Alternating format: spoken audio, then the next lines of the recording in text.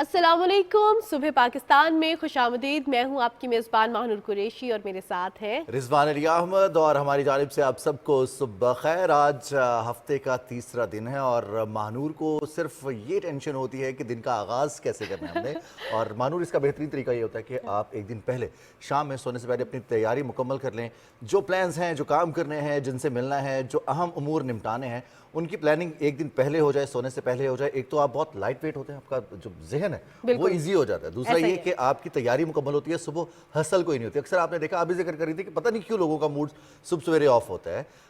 इतनी ज़रा हसल होती है, जल्दबाजी इतनी होती है, छोटे छोटे काम, भागते हुए नाश्ता कर रहे हैं, भागते हुए कपड़े उठा रहे हैं और जल्दी जल्दी गाड़ी ड्राइव कर रहे हैं।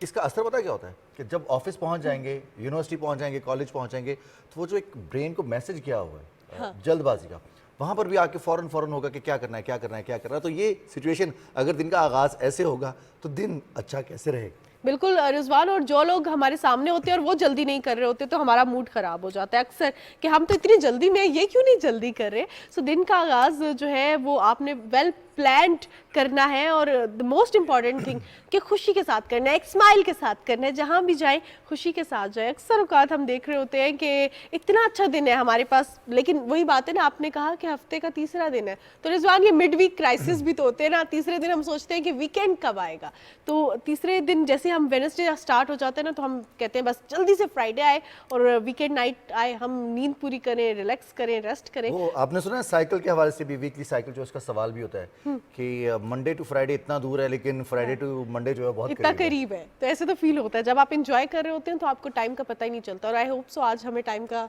पता ही ना चले, बिकॉज आज हम बड़े अच्छे मूड में हैं। देखिए, कल वर्ल्ड कप शुरू हुआ और अब खत्म होने वाला है। आज पहला सेमीफाइनल खेला जाएगा आईसीसी क्रिकेट वर्ल्ड कप का।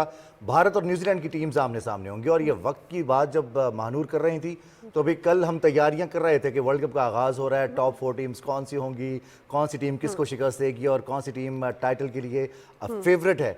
इंग्लैंड जो कि टॉप फेवरेट था, लेकिन वो अब जो फिनिश हुआ उनका वर्ल्ड कप तो वो इतना मिजरेबल था कि इंग्लैंड के लिए बहुत सारे मसाइल हैं, बहुत सारे क्वेश्चंस हैं। दूसरी जानिब न्यूजीलैंड जो कि विनिंग आगाज़ किया उन्होंने इस कैंपेन का, लेकिन दरमियान में आके 4 मैचेस हारे और उसके बाद ये इफ्स एंड बट्स सब मिला के न्यूजीलैंड ने सेमीफाइनल के लिए क्वालिफाई कर लिया। दूसरी जानिब सेमीफाइनल में न्यूजीलैंड का मुकाबला है इंडिया के साथ। बिल्कुल जनाब, न्यूजीलैंड बमुकाबला इंडिया है और अब तक देखा जाए तो 10 बार इंडिया और न्यूजीलैंड आमने सामने आ चुका है आईसीसी वनडे वर्ल्ड कप में। और इन 10 मैचेस में 4 मैचेस जो हैं वो भारत ने जीते हैं, 5 मैचेस न्यूजीलैंड ने जीते हैं, जबकि एक मैच जो है बगैर किसी नतीजे के खत्म हुआ है। अब जो है नॉकआउट राउंड में आज तक भारत ने न्यूजीलैंड को शिकस्त नहीं दी और आज मैच है, सेमीफाइनल है आज। तो अब देखते हैं कि आज भारत की क्या परफॉर्मेंस होगी, आज न्यूजीलैंड की क्या परफॉर्मेंस होगी। इस पर बात करने के लिए हमारे साथ प्रोग्राम में इकबाल जमील साहब मौजूद होंगे और उनसे हम जानेंगे भी क्रिकेट के हवाले से। लेकिन रिजवान, आपने जिस तरह एक बात कल भी कही कि इवन पाकिस्तान नहीं है लेकिन जो शायकीन है क्रिकेट के, वो जो पाकिस्तानी हैं वो बहुत ज़्यादा जो है ना वो इंतज़ार कर रहे हैं और बड़े एक्साइटेड है अबाउट द मैच, क्योंकि क्रिकेट एक ऐसा खेल है जो मुझे लगता है कि लोगों को जोड़ के भी रखता है और थोड़ा डिवाइड भी कर देता है ना। एग्जैक्टली बिल्कुल मानना चाहते हैं। और मानूर, क्रिकेट के बारे में आपने बात की तो ये तो अगर गली मोहल्ले की क्रिकेट हो रही हो तो वहां पर भी अगर एक मैच चल रहा है, नौजवान क्रिकेट खेल रहे हैं तो इंटरेस्ट वहां पर ही होता है कि अगर उनकी थोड़ी सी आप गुफ्तगू सुने ना उनके खेलते हुए नौजवानों की, तो फिर उसके बाद ऐसा होता है कि आपका भी इंटरेस्ट पैदा होता है और आप खड़े होकर देखते हैं इस मैच का बनेगा क्या। अच्छा, ये बहुत इंपॉर्टेंट चीज़ है कि हम खड़े होकर देखते हैं। हम बाहर जा रहे होते हैं और खड़े होकर उनको देखना शुरू कर देते हैं। अब हमें इकबाल जमील साहब ने ज्वाइन किया है, आपको प्रोग्राम में खुशामदीद कहती हूँ। इकबाल साहब, आपसे ये जानना चाहूंगी कि आज तक भारत ने नॉकआउट राउंड में न्यूजीलैंड को शिकस्त नहीं दी आईसीसी क्रिकेट वर्ल्ड कप में, वनडे वर्ल्ड कप में। सो आज आपको क्या लगता है कि भारत की कैसी परफॉर्मेंस होगी? देखिए, ये सबको पता है कि भारत के जो इस टूर्नामेंट में जिस टाइप की क्रिकेट खेली है, उसके बाद तो ये कहना मतलब मुश्किल नहीं है कि भारत जो है तो यकीनन एक फेवरेट टीम है, जिसके अंदाज के साथ उनके जो टॉप ऑर्डर के जो 6 बैट्समैन हैं उन्होंने अमेजिंग क्रिकेट खेली है। In the history of cricket मेरे ख्याल में किसी भी वर्ल्ड कप में ऐसा नहीं था कि कोई भी टीम जो थी वो अनबीटेबल है। India has played great innings, मतलब उन्होंने ये तमाम मैचेस जीत के 18 पॉइंट लिए हैं। इसीलिए जो न्यूजीलैंड के कैप्टन है केन विलियमसन ने, उन्होंने इसको प्ले डाउन किया है कि ये जनाब ये एक मैच है और इसको हम इतना ज्यादा सीरियस नहीं लेंगे। हाँ, हमारे पास रिकॉर्ड है 2019 में न्यूजीलैंड ने भारत को नॉकआउट किया था, जिसका नाम क्या, वर्ल्ड कप में, और एक उस वक्त भारत भी फेवरेट करार दी जा रही थी, लेकिन यकीनन न्यूजीलैंड ने मतलब एक अच्छी परफॉर्मेंस दी थी। इसीलिए वो बड़े, न्यूजीलैंड की टीम जो है एक बड़ी कंपोज टीम है, एक ऐसी टीम है जो आहिस्ता आहिस्ता अपनी इनिंग्स को बिल्ड करती है। आहिस्ता आहिस्ता उनके कप्तान एक इंजरी से आए हैं और वो उनमें पूरी एक सलाहियत मौजूद है। उनके पास एक अच्छी बैटिंग लाइनअप है, एक अच्छी बॉलिंग लाइनअप, एक डिसिप्लिन टीम इसे आप कह सकते हैं कि वो जो हाइप क्रिएट नहीं कर सकते, मॉडेस्ट अप्रोच होती है। लेकिन भारत के साथ ये मसला है कि भारत का होम ग्राउंड है और भारत ने जिस टाइप की क्रिकेट खेली है, जिस टाइप के उनके स्पेसर्स ने, स्पिनर्स ने एट द मोमेंट जिस वक्त रिक्वायरमेंट हुई उन्होंने राइज किया and they played a cricket जो कहते हैं कि रियल माने में एक प्रोफेशनल क्रिकेट खेली है। और रोहित शर्मा काफी कॉन्फिडेंट नजर आ रहे हैं। उनसे जब ये पूछा गया कि टॉस की क्या अहमियत होगी, तो उन्होंने कहा कि टॉस की कोई अहमियत नहीं है इस मैच के लिए, इधर ए साइड शुड बैट फर्स्ट या बैट सेकंड, उसका कोई इंपैक्ट नहीं पड़ेगा रिजल्ट के अंदर। और ये एक बोल्ड कप्तानी कह सकता है, वो कप्तानी कह सकता है जो कॉन्फिडेंट हो, जिसको अपनी टीम पे पूरा ट्रस्ट हो और उसको पूरी तरीके से इस बात का यकीन हो कि वो न्यूजीलैंड को पछाड़ देंगे। मेरे ख्याल में it's going to be a very good keenly contest होगा, बड़ा अच्छा मैच होगा। ये अगर ये देखें, वेंकटे की हिस्ट्री अजीब है जनाब। वो कुलदीप यादव ने बड़ी उम्दा बात कही है कल परसों प्रेस से बात करते हुए, उसने कहा ये बॉलर्स के लिए एक बड़ा हार्ड होगा, और ये बात बिल्कुल सही है कि वेंकटे की ये स्टेडियम की जो विकेट है वो बॉलर्स को बिल्कुल मदद नहीं करेगी। इसलिए आप ये देख लीजिए कि आपको ये अंदाजा ये भी होना चाहिए कि जनाब यहाँ 350 पौने 400 के करीब स्कोर हुए हैं और ना स्पिनर्स को वो मदद देती है ना सीमर्स को मदद देती है। हाँ, एक एडवांटेज ये हो सकता है कि रात के वक्त गेंद जो है स्विंग भी करती है और सीम भी करती है। अब ये देखना है कि कैप्टन को टीम की स्ट्रेटेजी क्या होगी। यहाँ मैं ये आपको बताता चलूं कि ये जो इंडिया की टीम है गुज़िश्ता 4 सालों में उन्होंने 50 प्लेयर आजमाए और 66 मैचेस खेले इन्हीं 50 प्लेयर्स में, और उसके बाद जाके उन्होंने ये टीम निकाली है। और इस टीम निकालने के बाद नेचुरली आज ये इस मुकाम पे खेले पहुंचे हैं। और सिर्फ तो क्रिकेट के बारे में कहा जाता है ना कि 3 डिपार्टमेंट्स हैं, बैटिंग है, बॉलिंग है, फील्डिंग है, लेकिन मॉडर्न डे क्रिकेट में अब मेंटल स्ट्रेंथ, साइकोलॉजिकल इम्पैक्ट ये बहुत जरूरी है। यहाँ पर होम ग्राउंड, होम क्राउड का एडवांटेज इंडिया को है। ग्रुप स्टेजेस पर राउंड रॉबिन लीग में भी न्यूजीलैंड को शिकस्त दी इंडिया ने। ये मैटर करेगा या एक नया दिन होगा, नया मैच होगा, नई स्ट्रेटजी होगी? देखिए, भारत जो है जहां से उसने छोड़ा था विक्ट्री को, जो आखिरी अपना 9वां मैच जीता था, वहीं से शुरू करेगा। हाँ, अगर आप मेंटल टफनेस की बात करते हैं तो उसमें न्यूजीलैंड की टीम को एज हासिल है। उनके पास एक कूल कप्तान है, इंतहाई कूल आदमी है। केन विलियमसन स्ट्रगल करके आए हैं, इंजर्ड हो गए, इंजर्ड होने के बाद वो आईपीएल में इंजर्ड हुए थे। उन्होंने शुरू में 3-4 मैचेस नहीं खेले, उसके बाद उन्होंने कम बैक किया और उसके बाद एक मैच में खेलते हुए उनका अंगूठा टूट गया और फील्डर की थ्रो के साथ उनके पास टेम्परामेंट है कि बोल्ट है, बोल्ट बड़े फर्गुसन है, रविंद्र चंद्रा जो उनके जो भारत में पैदा हुए थे, रचिन रविंद्र, वो एक बड़े कूल प्लेयर है। हाँ, बिल्कुल। तो इस टाइप की जो प्लेयर्स हैं उनके पास एक टेम्परामेंट उस टीम के साथ है। भारत को एक डिसएडवांटेज ये होगा कि अभी तक उनको क्राइसिस मैनेजमेंट का सामना नहीं करना पड़ा, अभी तक उनकी टीम कहीं टॉपल नहीं हुई। तो अगर फर्ज कीजिए कि शुरू के 15 ओवर्स के अंदर न्यूजीलैंड ये करती है कि विराट को, शुभमन गिल को और रोहित को वापस ले लेती है, अगर आउट कर देती है तो एक क्राइसिस की सिचुएशन पैदा होगी। इसको ये देखना है कि इंडिया इस क्राइसिस को कैसे कोप करता है। ये एक बहुत बड़ा डिसएडवांटेज होगा। और क्रिकेट के अंदर आप on A given day you can say it कि किसी के लिए भी बुरा वक्त आ सकता है। न्यूजीलैंड क्राइसिस के लिए उनके लिए कोई मसला नहीं है। वो कई मरतबा इस टूर्नामेंट में इवन पाकिस्तान के साथ भी 401 करके हार गए थे डीएलएस के तहत। तो वो क्राइसिस से निपटना जानते हैं और क्राइसिस को उन्होंने फेस किया है। एक ऐसी टीम को जिनका एक विनिंग स्ट्रीक है, जो इंडिया के साथ है, विनिंग स्ट्रीक है, अभी तक किसी आजमाइशी मरहले से वो नहीं गुजरे हैं। और ये एक बहुत बड़ा डिसएडवांटेज है। मेरा अपना जाती ख्याल है, मेरा सही अपना सही जाती ख्याल है कि जी जिस टीम ने भी अगर अगर 15 ओवर शुरू में आराम से खेल लिए और तो मेरे ख्याल में उनके लिए विक्ट्री आसान होगी। ये that is going to be very precise. सही। इकबाल जमील साहब, आपको लगता है कि आज का मैच जो है वो हाई स्कोरिंग मैच होगा? और आपके लिए क्या, आपको क्या लग रहा है कि फेवरेट टीम कौन सी होगी आज, भारत होगी या न्यूजीलैंड होगी?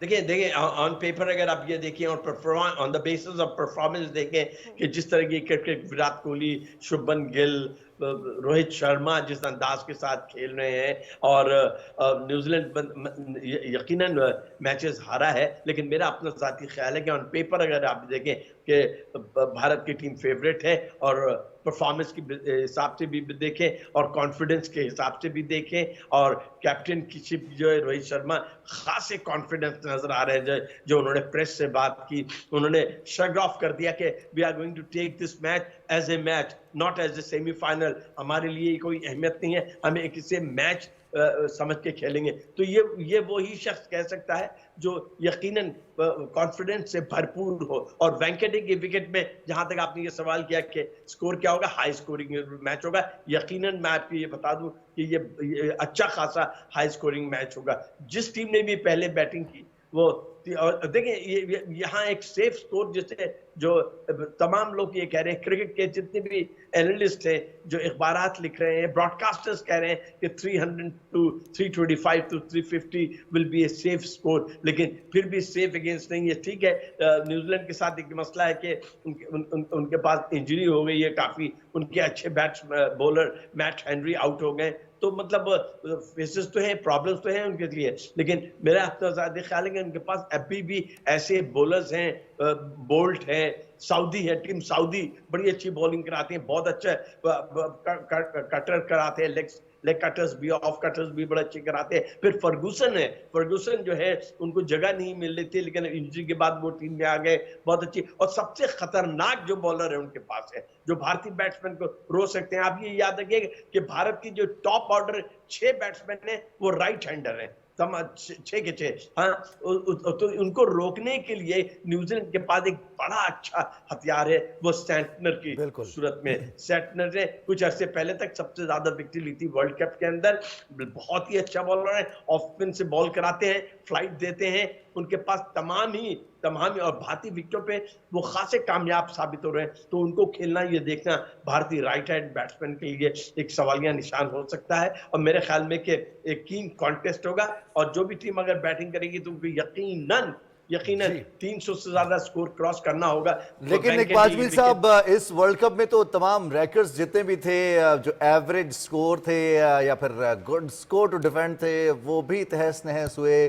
टीम्स 345 रन बनाकर नॉन अनसिक्योर थी, चेज हो गया। फिर उसके अलावा 387 रन का हदफ दिया था ऑस्ट्रेलिया ने इसी न्यूजीलैंड को, और 5 रन से हारे, 383 रन बनाए। तो 400 रन दोनों टीम से बना रखे। तो हाई स्कोरिंग के हवाले से आई थिंक इंडिया में होने वाले वर्ल्ड कप के हवाले से प्रेडिक्ट करना जरा मुश्किल होगा कि कौन सा स्कोर डिफेंडेबल है और कौन सा नहीं है। समटाइम्स लो स्कोरिंग गेम में भी बड़ा शानदार कॉन्टेस्ट होता है मानूर, और कभी हाई स्कोरिंग गेम्स में भी बहुत क्लोज आके मैच होता है। इकबाल जमील साहब, बहुत शुक्रिया, आपने बहुत तफसील के साथ और बड़ा कॉम्पैक्ट एनालिसिस किया है आज के मैच का। और आज के मैच के हवाले से बहुत ज़्यादा दिलचस्पी है लोगों में कि कौन होगा विनर, कौन जाएगा फाइनल में। पहला फाइनलिस्ट आज डिसाइड हो जाएगा आईसीसी क्रिकेट वर्ल्ड कप 2023 का। बिल्कुल जनाब, जहां पे हम बात कर रहे हैं क्रिकेट वर्ल्ड कप के हवाले से, अब बात करते हैं पाकिस्तान इंटरनेशनल फ्रंट्स पे क्या कर रहा है, इंटरनेशनली कहां पे काम किया जा रहा है खित्ते की तरक्की के लिए, मुल्क की तरक्की के लिए। पाकिस्तान, अफगानिस्तान और उज़्बेकिस्तान की सैफ फरीकी मुज़ाकरात के हवाले से बात करते हैं, जिसमें इलाकाई तिजारत पर बात की गई है, राब्तों की मजबूती पर तबादला ख्याल किया गया है। निगरान वफाकी वजीर बराए तजारत डॉक्टर गौहर एजाज ने कहा है कि पाकिस्तान, अफगानिस्तान और उज़्बेकिस्तान के दरमियान तिजारत और सरमायाकारी के रोशन इम्कानात मौजूद हैं। निगरान वफाकी वजीर का कहना था कि उज़्बेकिस्तान के सदर की खसूसी हिदायत पर मुश्तरका वर्किंग ग्रुप कायम किया गया है और मुस्तकबिल करीब में दोनों ममालिक के तजारती हुजम में मजीद इजाफे की तवज्जो भी है। अगर इनके तजारती हुजम के हवाले से बात करें तो दोनों ममालिक के दो तरफा जो तजारती हुजम है वो $100 मिलियन है और इसमें इजाफे के लिए मुतअद्दिद इक़दाम भी किए जा रहे हैं। और इन इक़दाम में बैंकिंग चैनल्स खोलने के हवाले से, दो तरफा तिजारत के फ़रोग के हवाले से और पाकिस्तान में कायम खुसूसी सरमायाकारी कौंसल और इसके अलावा हुकूमत पाकिस्तान की जानिब से जो सहूलियात फ़राहम की जा रही हैं कारोबारी अफराद को, सरमायाकारों को पाकिस्तान में डायरेक्ट इन्वेस्टमेंट के हवाले से, साथ साथ अफगानिस्तान, पाकिस्तान और उज़्बेकिस्तान ये सैफरी की डेलीगेशंस और इनका इजलास हुआ और इस इजलास में मुतअद्दिद अहम फैसले भी किए गए, जिसके बाद एक मुश्तरका प्रेस कॉन्फ्रेंस की निगरान वज़ीर तिजारत और नायब वज़ीर आज़म उज़्बेकिस्तान और इस आज के होने वाले मुज़ाकरात पाकिस्तान में उनका क़याम, जहाँ पर उनकी मुलाकात हुई, मुख्तलिफ उमूर पर गुफ्तगू हुई, बाहमी तिजारत को फ़रोग़ देने के हवाले से। और महानूर इसमें खुशाइन बात यह है कि कल निगरान वज़ीर तिजारत गौहर एजाज़ और नायब वज़ीर आज़म उज़्बेकिस्तान डॉक्टर जमशेद ख़ायूफ दोनों कॉन्फिडेंट थे कि हम तिजारती हजम को $1 बिलियन तक ले जाने के लिए पुरुम्मीद हैं और इसके लिए जितने भी इक़दाम किए जा रहे हैं वो देरपा और बाअसर साबित होंगे। इसी हवाले से बात करेंगे हम माहिर माशी उमूर हारून शरीफ साहब ने हमें ज्वाइन किया है। हारून शरीफ साहब, अस्सलाम वालेकुम सर, सुबह खैर। हारून साहब हमारे साथ मौजूद है। हारून साहब, आपसे जानना चाहूंगी कि पाकिस्तान, अफगानिस्तान, उज़्बेकिस्तान की जो सैफरी मुज़ाकरात है, इससे आपको क्या लगता है कि इलाकाई तजारत के फ़रोग़ में कितनी मदद मिलेगी? जी, इलाकाई तजारत जो है वो एक नेचुरल इस वक्त डेवलपमेंट है जो कि तमाम ममालिक की ज़रूरत है। ग़िज़ाई जो हमारी फूड सिक्योरिटी का एलिमेंट है, जो हमारी दूसरी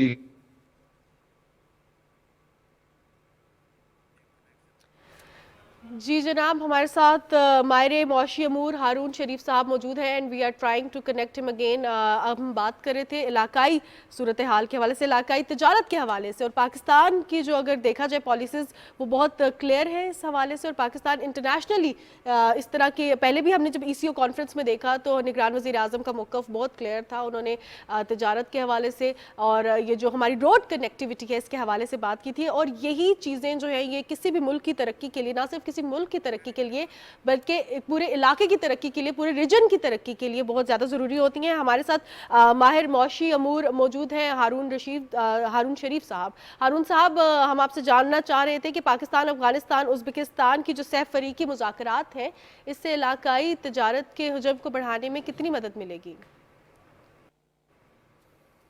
जी, ये बहुत एक खुशाइन डेवलपमेंट है क्योंकि आपको पाकिस्तान और अफगानिस्तान लैंडलॉक्ड कंट्रीज हैं। अफगानिस्तान तो दोनों तरफ से लैंडलॉक्ड है, उनको पोर्ट की एक्सेस नहीं है।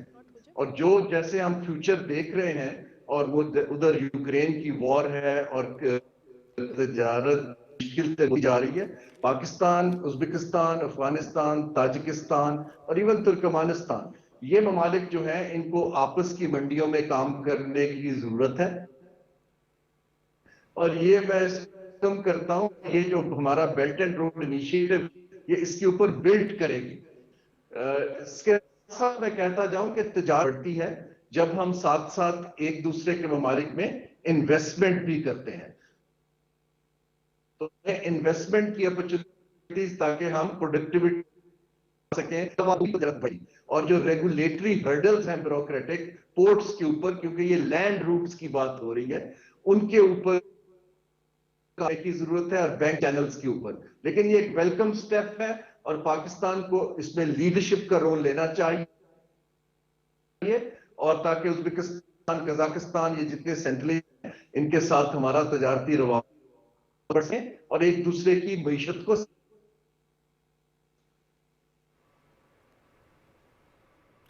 हारून शरीफ साहब, आपने बात किया कि एक दूसरे की मंडियों तक रसाई आसान होगी और कल इस हवाले से निगरान वज़ीर तिजारत डॉक्टर गौहर एजाज़ ने भी बड़ा वाज़ेह कहा था कि इससे न सिर्फ तीनों ममालिक की आपस में तिजारत और बल्कि मुख्तलिफ मंडियों तक, आलमी मंडियों तक रसाई भी आसान होगी। और बाहमी तिजारत का फ़ायदा ये होगा कि जिस चीज़ में हम एक्सपर्ट हैं हम उसमें फैसिलिटेट करेंगे उज़्बेकिस्तान को, अफगानिस्तान को, और जहाँ अफगानिस्तान और उज़्बेकिस्तान की जो खासियत है, फिर साथ साथ गवादर में जो खुले समंदर तक रसाई है, उस हवाले से बहुत पुरुम्मीद थे उज़्बेकिस्तान के नायब वज़ीर आज़म।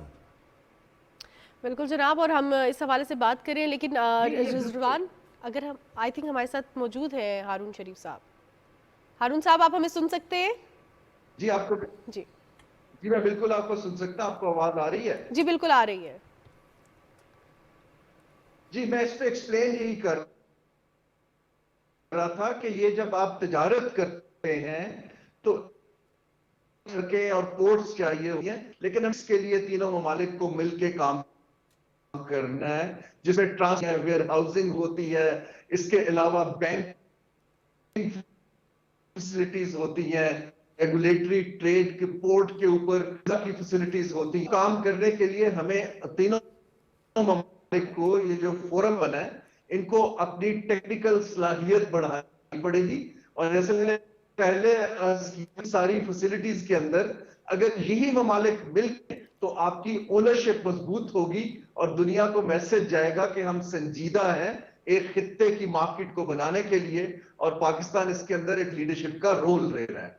और ये चीजें जो आजकल के हालात मुझे दिखाई दे, 3-4 मैंने सेक्टर्स आइडेंटिफाई किए हैं। एक तो फूड सिक्योरिटी का सेक्टर है कि फूड की सप्लाई, दूसरा ऑयल की सप्लाईज जो है और फ्यूल की सप्लाईज और गैस की। लेकिन इसके बाद जो है पाकिस्तान के पास जैसे ज़राअत की चीजें हैं, टेक्सटाइल की चीजें हैं, इस तरह वहां से हमें इवेंचुअली तो उनके पास तो एनर्जी के रिसोर्सेज हैं, जैसे सस्ती बिजली है या चीजें, तो ये, लेकिन ये टाइम लगता है। हमें अभी नंबर्स नहीं देने चाहिए, लेकिन हमें बड़ी तरजीही बुनियाद पर ये सपोर्टिंग इंफ्रास्ट्रक्चर जो पॉलिसी का है और फाइनेंसिंग का है, इस पे काम करने की जरूरत है।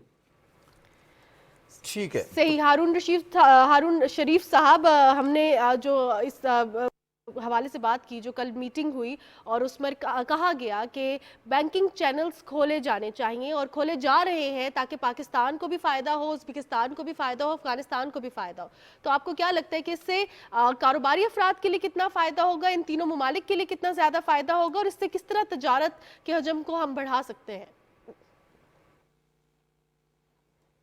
जी, दो तरह के बैंकिंग चैनल है। एक तो बैंकिंग चैनल है जो हमारे कमर्शियल बैंक्स हैं, वो इन बैंक से ज्यादा डेवलप्ड हैं, और इन्होंने पहले हमारे बैंकों ने वहां ब्रांचेस खोली भी हैं, लेकिन उनको मजबूत करने की जरूरत है, हबीब बैंक को, नेशनल बैंक को, और जो प्राइवेट बैंक्स हैं। तो वो तो तजारत का, जिसको हम कहते हैं तजारत करने के लिए जो काम करेंगे, लेकिन हमें एक मिलकर डेवलपमेंट बैंक बनाना चाहिए जो नए प्रोजेक्ट्स को फाइनेंस करे, जो कि तजारत को सपोर्ट करे। ये जब तीनों मुल्क मिलके एक बैंक बनाएंगे तो उनकी ओनरशिप जो है वो बढ़ जाएगी, और वो फिर जो बिजनेसमैन है उसके अंदर वो वहां से सस्ता पैसा ले सकेंगे, ताकि वो, जैसे मैंने अर्ज किया कि वेयर हाउसिंग है, ट्रांसपोर्ट।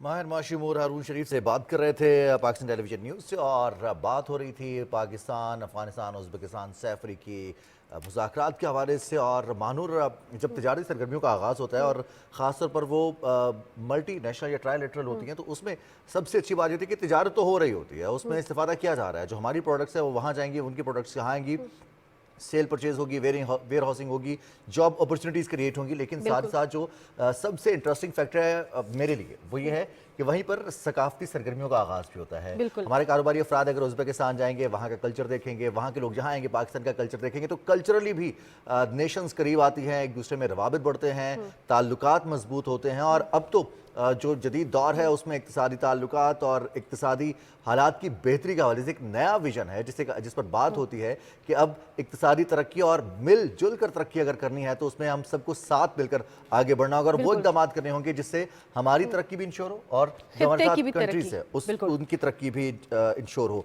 और आप देख सकते हैं कि इसके अलावा वज़ीर ख़ारजा जलील अब्बास जिलानी से भी मुलाकात की अफ़गानिस्तान के वफ़द ने, और पाकिस्तान की जानिब से जो इक़दाम किए जा रहे हैं ख़ास तौर पर तिजारत को फ़रोग़ देने के लिए, अगर हम बात करें CPEC से इस्तेफ़ादा करने के लिए, CPEC BRI का फ्लैगशिप मनसूबा है। जो पाकिस्तान में CPEC का आगाज़ किया गया और अब CPEC में मुख्तलिफ ममालिक मुख्तलिफ जहतों में शामिल हो रहे हैं और इसके साथ साथ इस्तेफ़ादा करना चाहते हैं, तिजारती राहदारियों से इस्तेफ़ादा करना चाहते हैं। हमारी गवादर बंदरगाह अगर फ़ाल होगी और उसके साथ साथ वहाँ पर जो इक़्तिसादी तरक्की होगी और उसमें हम किस तरह से आगे बढ़ सकते हैं और अपनी तरक्की में दूसरों को शामिल कर सकते हैं। बिल्कुल जनाब, और इसी तरह हम मिल के तमाम ममालिक आगे बढ़ेंगे और खित्ते की तरक्की का बायस बनेंगे। और जिस तरह हम बात करें उज़्बेकिस्तान और अफगानिस्तान के साथ ताल्लुकात की, तो इस तरह जो है हम सेंट्रल एशियन स्टेट्स तक जो रसाई है उसको भी आसान बनाएंगे। और पाकिस्तान जो है एक बीच में एक आप कह सकते हैं ना एक मेन पॉइंट होगा जिसके थ्रू ये हो सकता है, और इससे पाकिस्तान की मईशत भी बहुत ज़्यादा तरक्की करेगी।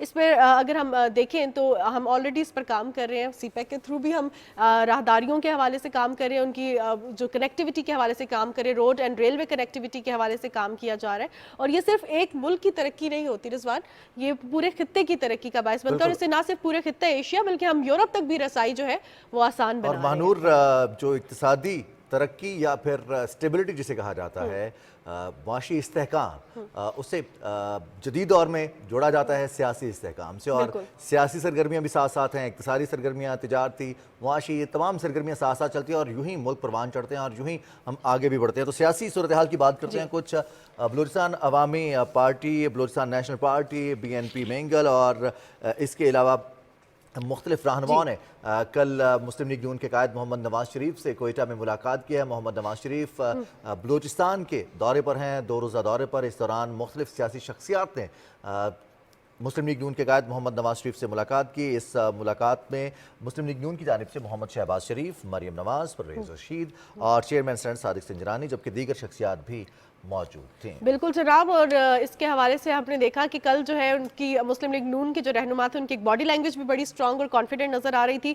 दर्जनों जो है लोगों ने पार्टी में शमूलियत का ऐलान किया है, सपोर्ट किया है। लेकिन अगर हम मुस्लिम लीग नून के हवाले से बात कर रहे हैं तो मुख्तलिफ जो है पार्टी रहनुमाओं ने जब शिरकत का ऐलान किया तो दूसरी जानिब साबिक वज़ीर ख़ारजा बिलावल भुट्टो ज़रदारी ने मुस्लिम लीग नून को लाहौर पर तवज्जो देने का मशवरा दिया है। और इसके अलावा जो है बिलावल भुट्टो ज़रदारी का ये भी कहना था कि सिर्फ पीपल्स पार्टी ही एक ऐसी पार्टी है जो सबको साथ मिलाकर चल सकती है और उसके साथ जो है सब आसानी से आगे मुल्क की तरक्की के लिए काम कर सकते हैं। अब इस हवाले से जो सियासी जोड़ तोड़ चल रही है इंतखाबी मुहिम में, इस पर बात करने के लिए हमारे साथ प्रोग्राम में सीनियर सहाफ़ी फारूक फैसल खान साहब मौजूद हैं।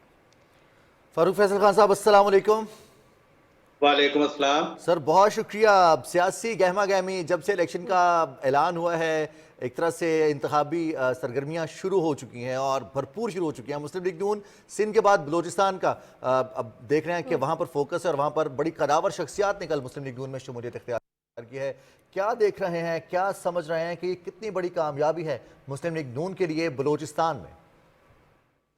जी बिल्कुल, आपने वजह फरमाया कि इलेक्शन की गहमा गहमी शुरू हो चुकी है, इंतखाबी मुहिम भी शुरू हो चुकी है और इसी सिलसिले की कड़ी में मियां नवाज शरीफ अपनी पार्टी की क़यादत और अपने दीगर सीनियर रहनुमाओं के साथ बलूचिस्तान में कल मौजूद थे। और पहला जो मरला है उन्होंने बलूचिस्तान के हवाले से किया। उन्होंने पहले बलूचिस्तान का इंतखाब किया अपनी इंतखाबी सियासत के आगाज़ से और वहीं पर जो भी जोड़ तोड़ थी, हम अब जोड़ तोड़ के या फ्यूचर की सीट एडजस्टमेंट के, वो तकरीबन होमवर्क उनका पहले से ही मुकम्मल हो चुका था। और कल साबिक वज़ीर आला जाम कमाल और 40 बड़ी शख्सियात बलूचिस्तान की वो जो नून लीग में शामिल हो गई हैं, ये एक बड़ा इकदाम है और एक बड़ा मतलब शुरू आगाज़ में ही जो है उनका एक बड़ा स्टेप और उन्हें कामयाबी उसमें हासिल हुई है लोगों को अपनी तरफ राग़ब करने में। सियासत जो है इसमें जब इलेक्शन कैंपेन होती है और ये इलेक्शन चल रहा होता है तो उसमें पॉलिटिकल पार्टीज एक तासर कायम करती हैं प्रोपेगेंडा के ज़रिए, अपनी एक्टिविटी के ज़रिए, जलसों के ज़रिए, जुलूसों के ज़रिए, और उसमें यही तासर कायम किया जाता है कि जो पार्टी ये तासर कायम करने में कामयाब हो जाए कि लोग इनकी तरफ देख रहे हैं तो लिहाजा इक़्तिदार की मंजिल जो है उनके करीब आती जा रही है। जब हम बलूचिस्तान की तरफ देखते हैं, बलूचिस्तान में बुनियादी तौर पर 16 कौमी असम्बली की नशिस्तें हैं।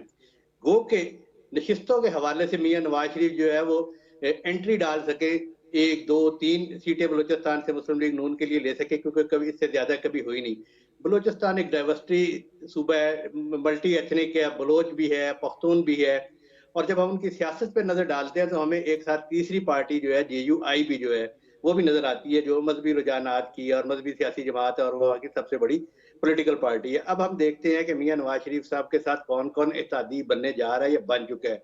JUI जो है वो क्लियर है, उन्होंने मियां नवाज शरीफ के साथ जाना है। इसी तरह पख्तून बेल्ट की जो नुमाइंदा जमात है, पख्तूनख्वा मिली अवामी पार्टी, अचकज़ई साहब अली, उनकी भी क्लोजनेस जो है वो मियां मोहम्मद नवाज शरीफ और मुस्लिम लीग नून के साथ है। इसी तरह डॉक्टर तामेंगल जो उनके अपना डॉक्टर अब्दुल मालिक सॉरी बलोचिस्तान नेशनल पार्टी के जो थे, वो भी नून लीग की इत्तेहादी रही है। फिर आ जाती है बाप पार्टी। बाप पार्टी ने भी जो है अपने कदम जो है अपने हाथ जो है वो मियां नवाज शरीफ के साथ मिलाए हैं। तो इस तरह हमें ऐसे नजर आ रहा है बज़ाहिर और बज़ाहिर नजर आ रहा है कि नून लीग और उनकी इत्तेहादी जमातें जो है वो बलोचिस्तान में अक्सरियत हासिल करेंगी और मिलकर बलोचिस्तान की हुकूमत भी और दीगर जो इत्तेहादी जमातें हैं वो नवाज शरीफ को मरकज में भी सपोर्ट करेंगी। जैसे कहा जा रहा था बिलावल के हवाले में कहा गया कि उन्होंने काफी एतराज उठाया और उन्होंने कहा मियां नवाज शरीफ जो है वो लाहौर की तरफ तवज्जो रखे। बिल्कुल सियासत है और सियासत में इस तरह की फिक्रेबाजी भी होती है, एक दूसरे के खिलाफ बयानबाजी भी की जाती है। अगर हम बलूचिस्तान की तारीख के देखें तो बलूचिस्तान में सबसे ज्यादा 73 से ऑनवर्ड जो है पीपल्स पार्टी ने हुकूमतें बनाई हैं और उनके वजीर आला रहे हैं। और उन्हें तवक्को भी ये थी कि माजी में ये जो पीडीएम की हुकूमत, इत्तेहादी हुकूमत, सब में जो चीजें चल रही थी, तो उन्हें तवक्को ये थी पीपल्स पार्टी को और बाप पार्टी के लोगों ने उनके साथ वादे वहीद भी किए हुए थे कि हम मुस्तकबिल के सेटअप में पीपल्स पार्टी के साथ चलेंगे। लेकिन जैसे जैसे मामला आगे बढ़े उन्होंने भी सोचा कि उन्होंने भी महसूस किया कि मुस्लिम लीग नून शायद उसे एज हासिल है इक़्तिदार हासिल करने के लिए, तो उन्होंने भी राहें जुदा करके वादा खिलाफी करते हुए इनके साथ जो है नून लीग के साथ अपना हाथ मिला लिया, जिसपे पीपल्स पार्टी के लोगों ने शिकवा भी किया था। और बिलावल भुट्टो भी इसलिए शिकवा कर रहे हैं कि उनके ज़हन में भी था कि ये सारे लोग उनके साथ आएंगे, लेकिन वो नहीं आ सके। सही। अच्छा फारूक फैसल खान साहब, अभी हमने देखा कि बलूचिस्तान में मुख्तलिफ पार्टी रहनुमाओं ने मुस्लिम लीग नून के कायद मियां मोहम्मद नवाज शरीफ की क़यादत की जो है उस पर एतमाद का इजहार किया है। अब आपको क्या लगता है सिंध के बाद बलूचिस्तान में जो एंट्री है और उसके बाद मुस्लिम लीग नून की क्या हिकमत अमली होगी? देखिए मुस्लिम लीग नून की जो हिकमत अमली है सिंध में या बलूचिस्तान में, उसमें तो सीट एडजस्टमेंट के हवाले से है कि कोई भी पॉलिटिकल पार्टी जो है वो सीट एडजस्टमेंट करेगी, एक दूसरे के इंतखाबी निशान पर नहीं इलेक्शन लड़ेगी। अब अगली हिकमत अमली जो है वो मुस्लिम लीग नून के कायद नवाज शरीफ जो है वो केपी का दौरा करेंगे। और आपने कल देखा होगा कि कैप्टन सफदर भी उनके हमरा थे और केपी का जो दौरा है वहाँ पे जलसा मानसेरा में होगा जो उनका आबाई इलाका है।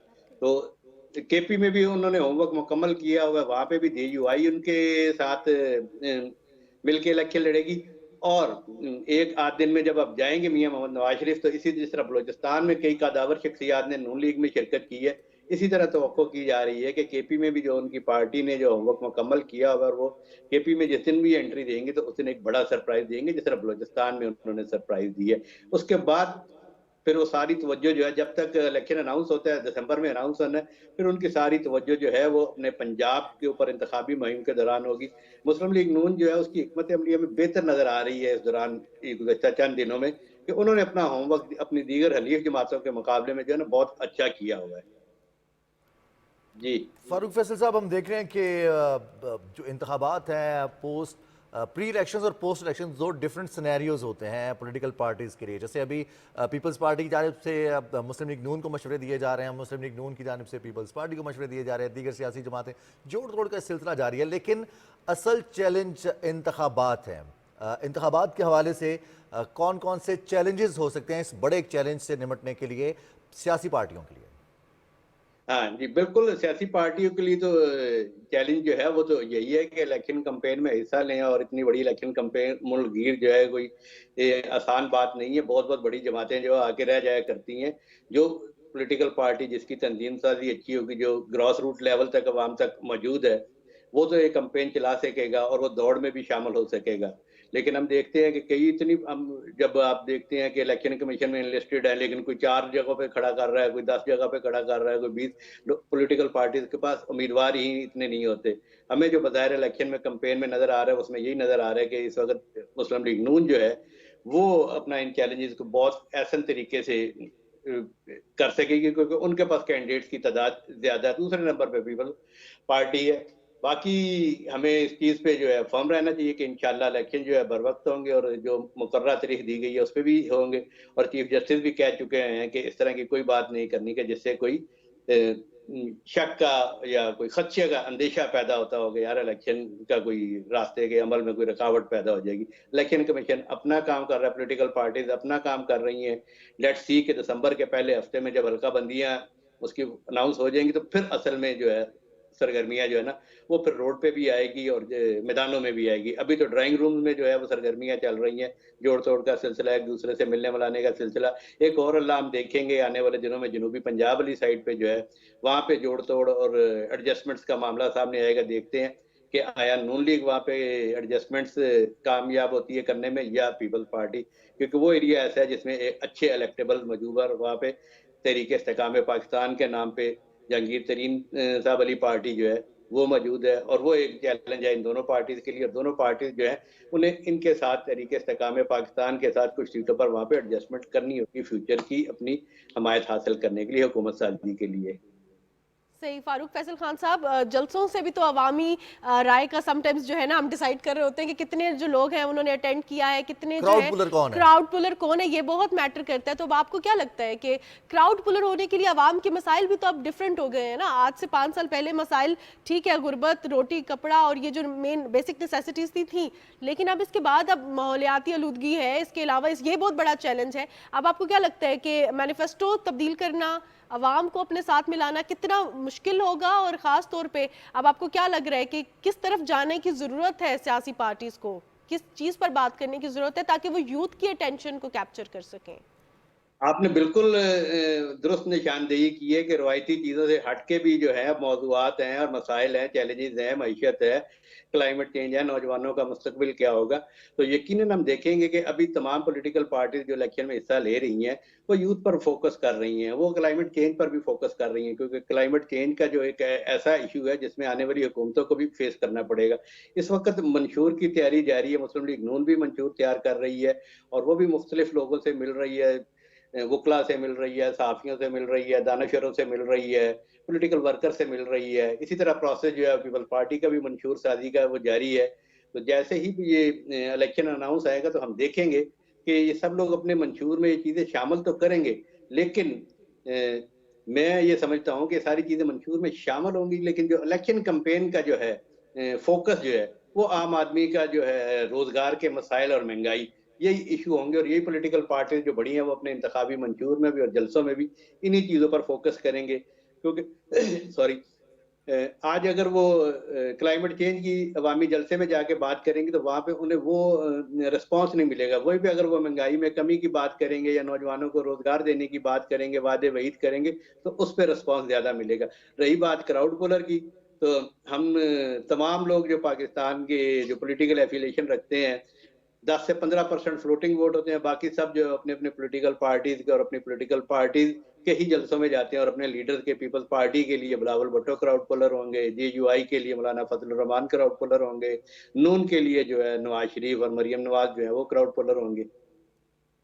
ठीक है, बहुत शुक्रिया फारूक फैसल खान साहब। आप बात पाकिस्तान टेलीविजन न्यूज़ सुबह पाकिस्तान में और सियासी सूरत हाल, सियासी गहमा गहमी, सियासी जोड़ तोड़, और जैसे हम गली मोहल्ले के क्रिकेट की बात कर रहे थे इससे पहले, वैसे ही गली मोहल्ले में थड़े की सियासत का भी आगाज़ हो जाता है और वहाँ पर भी बरादरीज़म, साथ साथ दोस्ती यारी, ख़ानदान और सब के साथ साथ इस बहस का आगाज़ हो जाता है। जिस ड्राइंग रूम सियासत की बात कर रहे थे उसमें फैमिलीज़ भी इन्वॉल्व होती हैं और घर में भी लोग अपना डिफरेंट ओपिनियन रखते हैं और उसके हवाले से मुख्तलिफ दलाइल भी होते हैं। और यही जमहूरियत की खूबसूरती भी है कि आप अपना ओपिनियन दे सकते हैं, लेकिन एक रिक्वेस्ट हमारी यही है कि अगर किसी दूसरे का ओपिनियन है तो उसकी रिस्पेक्ट भी उसी तरह से कीजिए जैसे आप अपने ओपिनियन की रिस्पेक्ट चाहते हैं। अच्छा, बेसिकली रिजवान इसमें ये भी बहुत इंपॉर्टेंट रोल प्ले करता है कि लॉबिंग आपकी कैसी है, चाहे वो आपने कहा कि वो इनिशियल स्टेज की सियासत हो, चाहे वो नेशनल स्टेज की सियासत हो, चाहे इंटरनेशनल सियासत हो। आपकी इंटरनेशनल पॉलिटिक्स में भी लॉबिंग बहुत मैटर करती है। जिन ममालिक के साथ आपकी लॉबी है, इसी तरह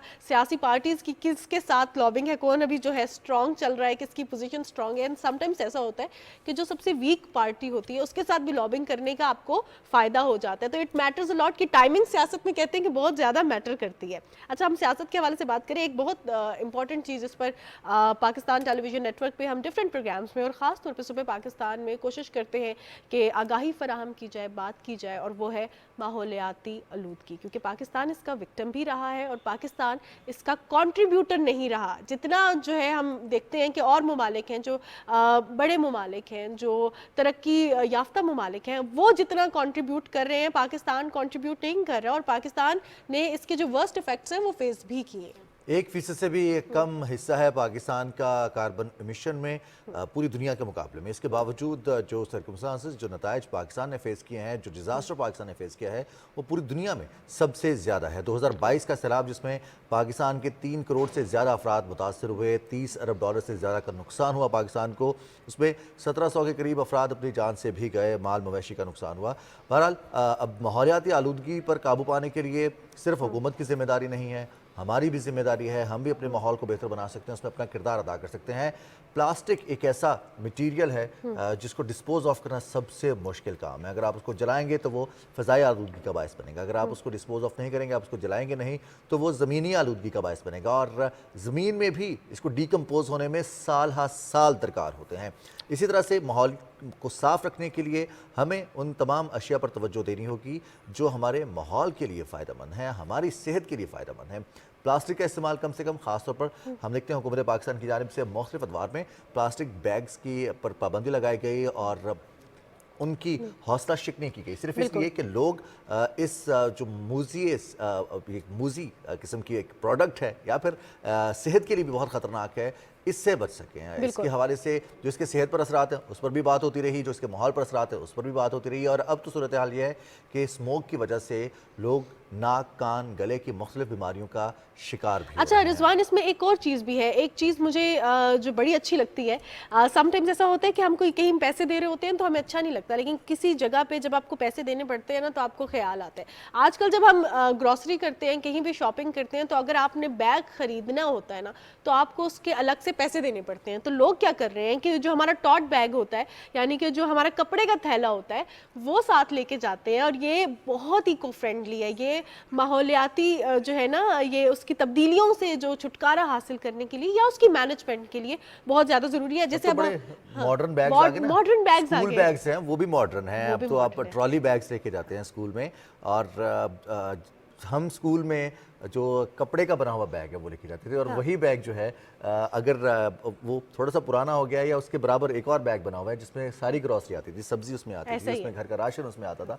और अगर कोई साइकिल पर, मोटरसाइकिल पर, अपनी गाड़ी पर भी जा रहा है, कहीं किसी बाजार में जा रहा है शॉपिंग करने के लिए, तो वो बैग पहले उसकी तरजीह होती थी, अब जेब में पैसों से पहले बैग कहाँ है और बैग लेके जाना है। क्योंकि प्लास्टिक बैग की जो हमने नुकसान बताए हैं वो तो खैर तब इतना कॉमन नहीं था, लेकिन अब जो कॉमन हो रहा है उसकी वजह से नुकसान भी बहुत ज़्यादा कॉमन हो गया। बिल्कुल जनाब, और नुकसान से बचने के लिए और माहौलियाती आलूदगी से बचाव के लिए और कूड़ा क्रिकेट के जो है मुनासिब तरीके से डिस्पोज ऑफ करने के लिए साहिवाल में सॉलिड वेस्ट प्लांट को फाल कर दिया है। और ये सॉलिड वेस्ट प्लांट किस तरह काम कर रहा है, इससे क्या फ़ायदा होगा, ये हम जानेंगे हुमा सदफ की इस रिपोर्ट में।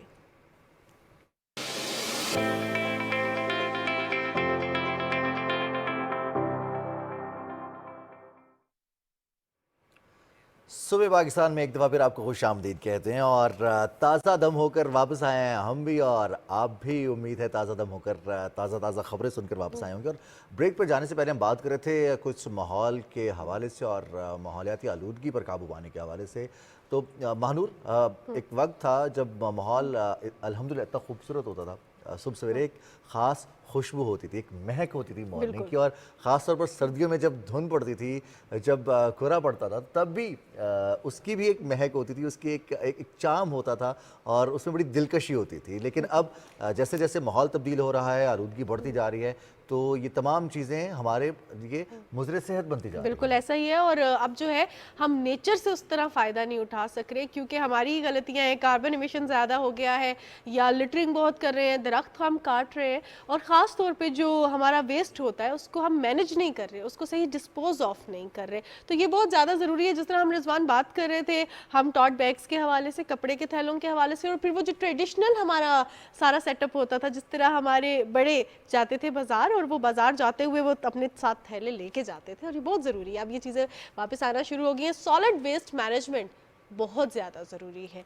हम सबसे पहले, ये तो हमारी जिम्मेदारी है कि हमने ऐसे ही वेस्ट जो है वो कहीं बाहर नहीं फेंक देना, ये बहुत ज़रूरी है कि उसको प्रॉपरली डिस्पोज ऑफ करना है, डस्टबिन में डालना है, लेकिन जिसे कहते उसके हैं ना, कूड़ा ठिकाने लगाना, कूड़ा उसको ठिकाने लगाना चाहिए। हाँ, जिसे हम कहते हैं लड़ाई होती है, इसको मैं ठिकाने लगाऊंगा। तो आपने ना समझ लें कि कूड़े के साथ आपकी लड़ाई है और आपने उसको ठिकाने लगाना है, और उसको प्रॉपर ठिकाने के बाद एक बड़ा सेटअप भी होता है, उसको प्रॉपरली वेस्ट को किस तरह मैनेज करना चाहिए। इस हवाले से जो है साहिवाल में सॉलिड वेस्ट प्लांट को फाल कर दिया है। इससे क्या फ़वाइद हासिल होंगे साहिवाल के लोगों को, और ख़ास तौर पर ये वेस्ट प्लांट किस तरह काम करता है, इस पर हम जानेंगे हुमा सदफ की इस रिपोर्ट में।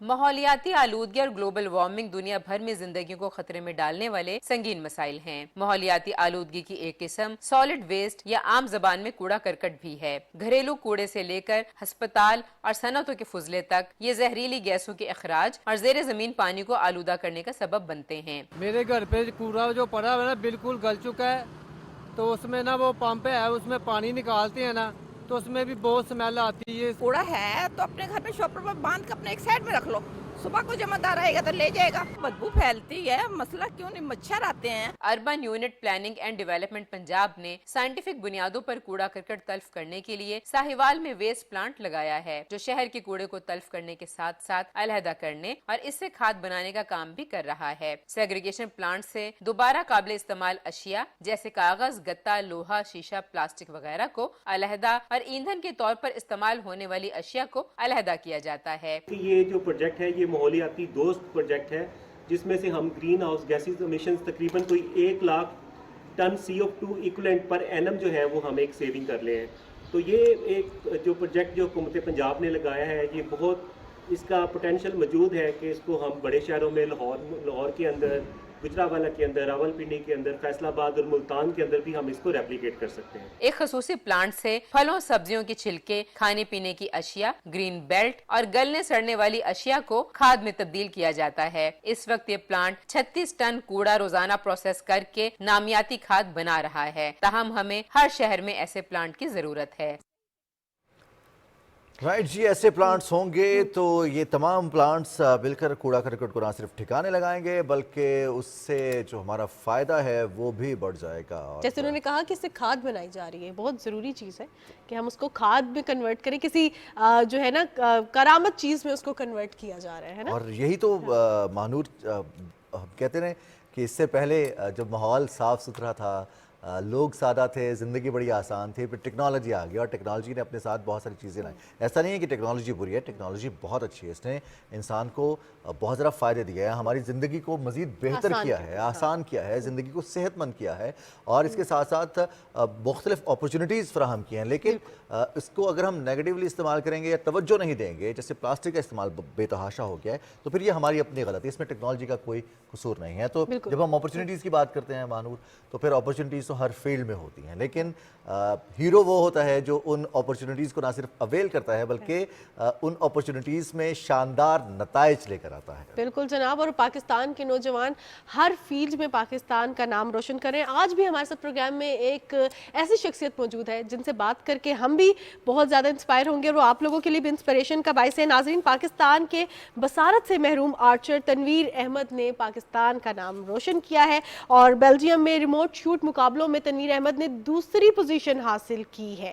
और आज तनवीर हमारे साथ मौजूद है, उनसे हम ये भी जानेंगे कि आर्चरी होती क्या है, रिमोट शूट के थ्रू जो है वो किस तरह बसारत से महरूम अफराद जो है आर्चरी में किस तरह अपना नाम बना सकते हैं। स्क्रीन पर आप उनकी तस्वीर देख सकते हैं, उनकी कामयाबी की फहरिस्त जो है अब हम उनसे लेंगे, उनसे जानेंगे कि किस तरह उन्होंने देखिए, आप जैसे अब हम अभी बात भी करते रिजवान, किस तरह वो, हालांकि माइंड में जब आती है ना आर्चरी का लफ्ज़ तो हम सोचते हैं कि शायद नज़र बहुत ज़्यादा इसमें एक्यूरेट होनी चाहिए, ये नज़र से ही सारी गेम है, नज़र का ही इसमें कमाल है, लेकिन बसारत से महरूम अफराद भी इसमें बहुत आगे हैं और पाकिस्तान का नाम रोशन कर रहे हैं। जैसे आपको बानूर आर्चरी तीर अंदाजी जिसे हम कहते हैं, और आपने बिल्कुल दुरुस्त कहा कि तीर निशाने पे लगाने के लिए ना आपकी नज़र बहुत अच्छी होनी चाहिए। तो तनवीर हमारे साथ स्टूडियोज़ में मौजूद हैं। तनवीर भाई अस्सलाम वालेकुम, बहुत बहुत मुबारक हो, आपने एक शानदार कामयाबी हासिल की है और पोजीशन हासिल की है।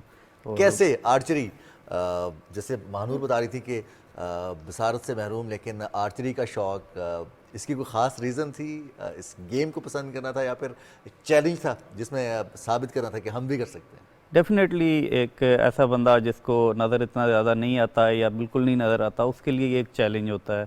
और ऐसे चैलेंज को एक्सेप्ट करना और फिर उस पर अपनी प्रैक्टिस के ज़रिए इतना अबूर पा लेना कि आप इंटरनेशनल लेवल पे अच्छा परफॉर्म करें, तो ये एक चैलेंज से कम नहीं था।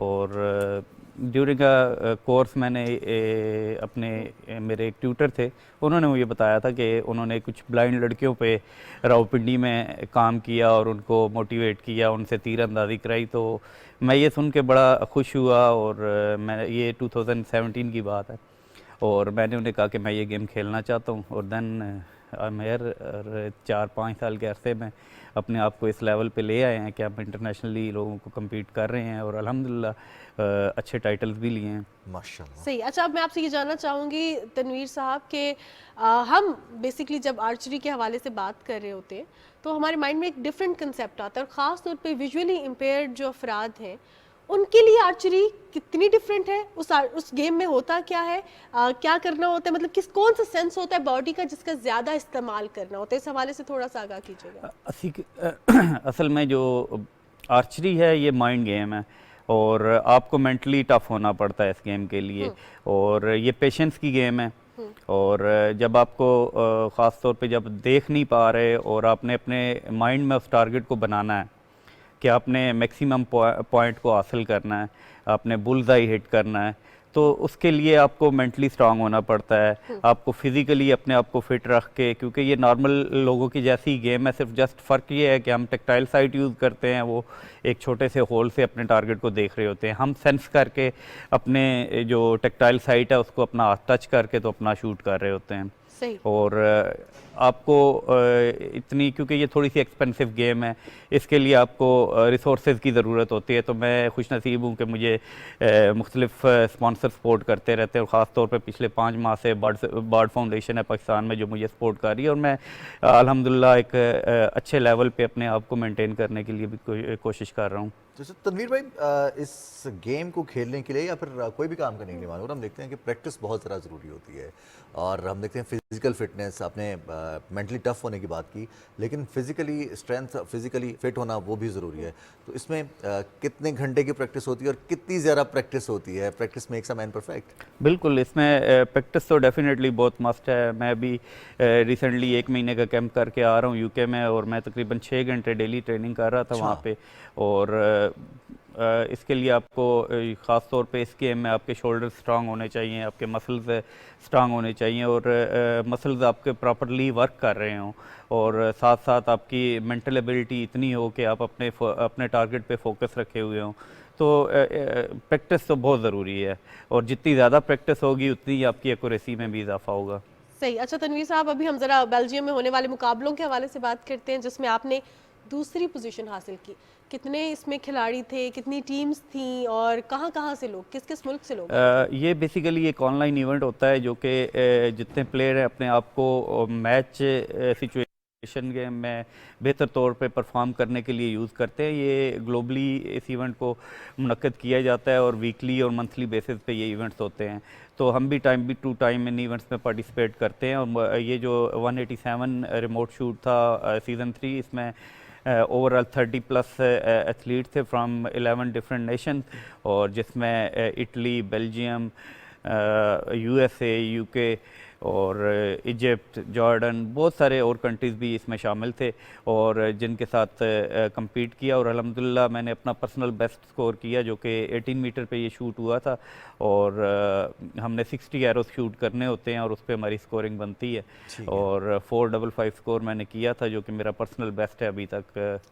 ज़बरदस्त ज़बरदस्त। तो तनवीर, अब लीग के बारे में तो बता दिया, ये इंडोर लीग थी, जैसे आपने कहा कि ऑनलाइन गेम होती है, आउटडोर भी प्रैक्टिस करते हैं? जी बिल्कुल, उसमें फैक्टर ज़रा डिफरेंट हो जाते हैं, वो एयर 30 मीटर पे होती है, तो डिस्टेंस बढ़ जाता है उसमें। एग्जैक्टली। तो उसके लिए आप सिर्फ प्रैक्टिस करते हैं या फिर कुछ टेक्निक्स पढ़ने को भी मिलती हैं, उसमें आप फोकस करने के लिए आपकी तमाम सेंसेस उस तरफ होती है, अपने टारगेट को फोकस कर रही होती हैं कि सिर्फ 2 हाथ नहीं है या नज़र से आपने निशाना नहीं लगाना, बाकी सेंसेस भी है। फोकस करने के लिए, फोकस रहने के लिए कुछ स्पेशल एक्सरसाइजेज हैं? जी डेफिनेटली हम टारगेट की तरफ अपने हाथ को बढ़ा के ज़्यादा देर स्टे करने की कोशिश करते हैं अपनी बो के साथ उसको, क्योंकि वो अच्छी खासी वज़नी होती है। मैं जो 32 पाउंड यूज़ करता हूँ उसको स्ट्रेच करके और उसको होल्ड करना, और जितने ज़्यादा ड्यूरेशन के लिए आप होल्ड करेंगे उतना ज़्यादा आप अच्छा एम कर पाएंगे। तो ये सारी टेक्निक्स हैं जिनको हम यूटिलाइज करते हैं। सही सही। अच्छा तनवीर, बेल्जियम में होने वाले रिमोट शूट के मुकाबलों में तो आपने पाकिस्तान का नाम रोशन कर दिया है, लेकिन अब आगे किस जो है टूर्नामेंट की तैयारी है, आगे आपकी नज़र आप किस चीज़ पे है? जी नेक्स्ट इवेंट हमारा आ रहा है चेक रिपब्लिक में, European cup and world ranking event है, और उसमें होपफुल हैं ये मई में होने जा रहा है नेक्स्ट 2024 में, और उसके फ़ौरन बाद सितंबर में फिर इंडोरा इंटरनेशनल VA आर्चरी चैम्पियनशिप है, जिसमें लास्ट टाइम भी मैंने 3 मेडल लिए थे। तो इंशाल्लाह इस दफ़ा भी पूरी उम्मीद है कि उससे अच्छा परफॉर्म करने की कोशिश करेंगे। तनवीर, अल्लाह ताला इंसान से कोई एक चीज़ लेता है, कोई एक नेमत उससे वापस लेता है, तो उसके बदले उसको 10 गुना ज़्यादा नेमतें अता कर देता है। तो माशाल्लाह जो आप कामयाबियाँ हैं आपकी, वो इंस्पिरेशन है हमारे लिए भी हैं और हमारे नाजरीन के लिए भी हैं। कितना इम्पॉर्टेंट है कि अगर खुदा ना खास्ता कोई ऐसी चीज़ है, कुछ ऐसा है कि जो अल्लाह ताला ने नेमत अता की और वापस ले ली, अता ही नहीं कि उसके बदले दूसरी नेमत दी, तो उसको यूटिलाइज़ करने के लिए इंस्पिरेशन हासिल करना, चैलेंज फील करना, ये कितना इम्पॉर्टेंट है? ये ज़रूरी है, क्योंकि आपको ये आपकी ज़हनी सलाहियत पे है कि आप किस तरह किसी चीज़ को अप्रोच करते हैं। आप पॉजिटिवली किसी चीज़ की तरफ जाएंगे तो आपने एक गोल अपने लिए मुख्तस कर लेना है कि मैंने इस गोल को अचीव करना है। देन ये लाजमी नहीं है आपके पास आई साइट है या नहीं है, आपको अपने गोल की तरफ फोकस रखे हुए और सेम उसी डायरेक्शन में अपनी तमाम जो आपकी सलाहियतें हैं उनको बरोकार लाना है, और उन पे जो है इस तरीके से उन तक पहुंचने की कोशिश करना है कि कोई आपके करीब ना आ सके। तो हमारे जो ब्लाइंड लोग हैं उनमें बहुत एबिलिटीज़ हैं, सिर्फ इस अमर की ज़रूरत है कि आप उनको अपॉर्चुनिटीज़ फराहम करें।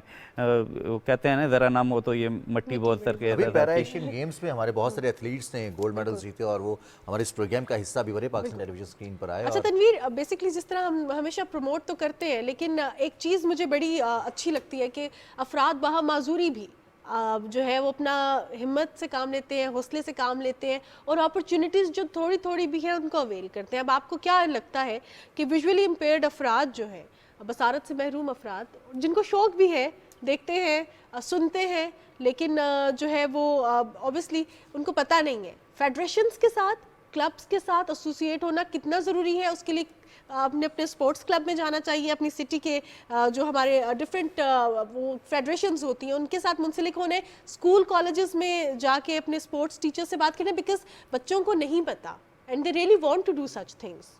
ऐसा है कि हमारे यहाँ कुछ इस किस्म का कल्चर है कि बहुत ज़्यादा ओवर प्रोटेक्ट किया जाता है स्पेशल पर्सन को, फैमिलीज़ की तरफ से भी और कम्युनिटी के लोगों की तरफ से। हमें उन्हें ओवर प्रोटेक्ट नहीं करना, हमें उन्हें फ्रीडम देना है कि आप अपनी कम्युनिटी में जाएं और आप नॉर्मली सारे काम करें, वो कर सकते हैं, लेकिन उनको एक कॉन्फिडेंस कौन देगा? उनकी फैमिली देगा, उनके आसपास का माहौल देगा। हम लोग, आप लोग जो इस चीज़ को जानते हैं कि हम कुछ ना कुछ कर सकते हैं, हमें उन लोगों को बाहर निकालना है घरों से, जो घरों में ओवर प्रोटेक्ट हुए बैठे हैं। और उनको डेफिनेटली बहुत सारी ऑर्गेनाइजेशन है, एसोसिएशन हैं जो स्पोर्ट्स पे भी काम कर रही हैं, एजुकेशन पे भी काम कर रहे हैं। हमारे यहाँ अभी अगर आर्चरी के हवाले से बात करें तो Pakistan blind archery, Pakistan archery federation, Rawalpindi में Rawalpindi district blind archery association, Rawalpindi district government, ये सब लोग जो हैं इसमें ना सिर्फ ब्लाइंड लोगों को स्पोर्ट्स की तरफ, इस गेम की तरफ राग़िब करते हैं, बल्कि उनको मोटिवेट करते हैं कि आप पढ़ाई की तरफ जाएँ, आप अपनी एजुकेशन को डेवलप करें, आप माशरे का एक ऐसा शहरी बने जो कि एजुकेटेड भी हो और स्पोर्ट्स में भी एक्सेल कर सकता हो। और हमारे इंस्टीट्यूशन जो हैं ख़ास तौर पे जो फेडरल कैपिटल में और पिंडी में मौजूद हैं, और वो इस चीज़ पे काफ़ी बेहतर काम कर रहे हैं, लेकिन इस अमर को मज़ीद फोकियत देने की ज़रूरत है। हमें मज़ीद काम करना है कि इन बच्चों को और हम पॉलिश कर सकें और माशरे का फ़ाल शहरी बना सकें। बिल्कुल दुरुस्त। और तनवीर, ये आपने बड़ी ज़बरदस्त बात की है कि हौसला अफजाई करनी चाहिए, हौसला शिकनी नहीं करनी चाहिए। अब नज़र रखें, उनका ख्याल रखें, लेकिन ओवर प्रोटेक्टेड ना हो, उनको जो वो कर सकते हैं वो एटलीस्ट करने दें। क्या पैगाम देंगे नौजवानों के लिए आपकी कामयाबियाँ, जो सफ़र अभी तक रहा है, क्योंकि लोग कामयाबी देखते हैं, सफ़र की तरफ बहुत कम लोग हैं या उस जर्नी को बहुत कम लोग जानते हैं। तो अपने सफ़र के मुताबिक चैलेंजेस क्या क्या रहे, मुश्किलात क्या क्या रहीं, जो स्टेप इन करना चाहते हैं, परसू करना चाहते हैं आर्चरी को या फिर किसी भी खेल को, और खुदा न खासा किसी जैसे मानू ने कहा कि अफराद बाहम माजूरी हैं, उनके लिए क्या पैगाम है? हमारे यहाँ अपॉर्चुनिटीज़ थोड़ी लिमिटेड हैं ब्लाइंड लोगों के लिए, ख़ासतौर पे मेरी कम्युनिटी के लोगों के लिए, लेकिन आपको जहाँ मौका मिलता है उसको अवेल करें। आपके रास्ते में रुकावटें आएंगी, लेकिन उन रुकावटों को आप पॉजिटिव लें, उनको आप मेंटली अपने जहनी तौर जहन पे हावी होने ना दें, बल्कि आप आगे की तरफ देखें कि आपका मेन फोकस क्या है, आपने किस टारगेट को अचीव करना है। आप अगर अपने टारगेट की तरफ देखेंगे और अपना एम दुरुस्त रखेंगे तो कोई चीज़ आपको रोक नहीं सकती। बेशक रुकावटें आएँ, आपको उनको अबूर करना है और आपने अपनी मंजिल तक पहुंचना है।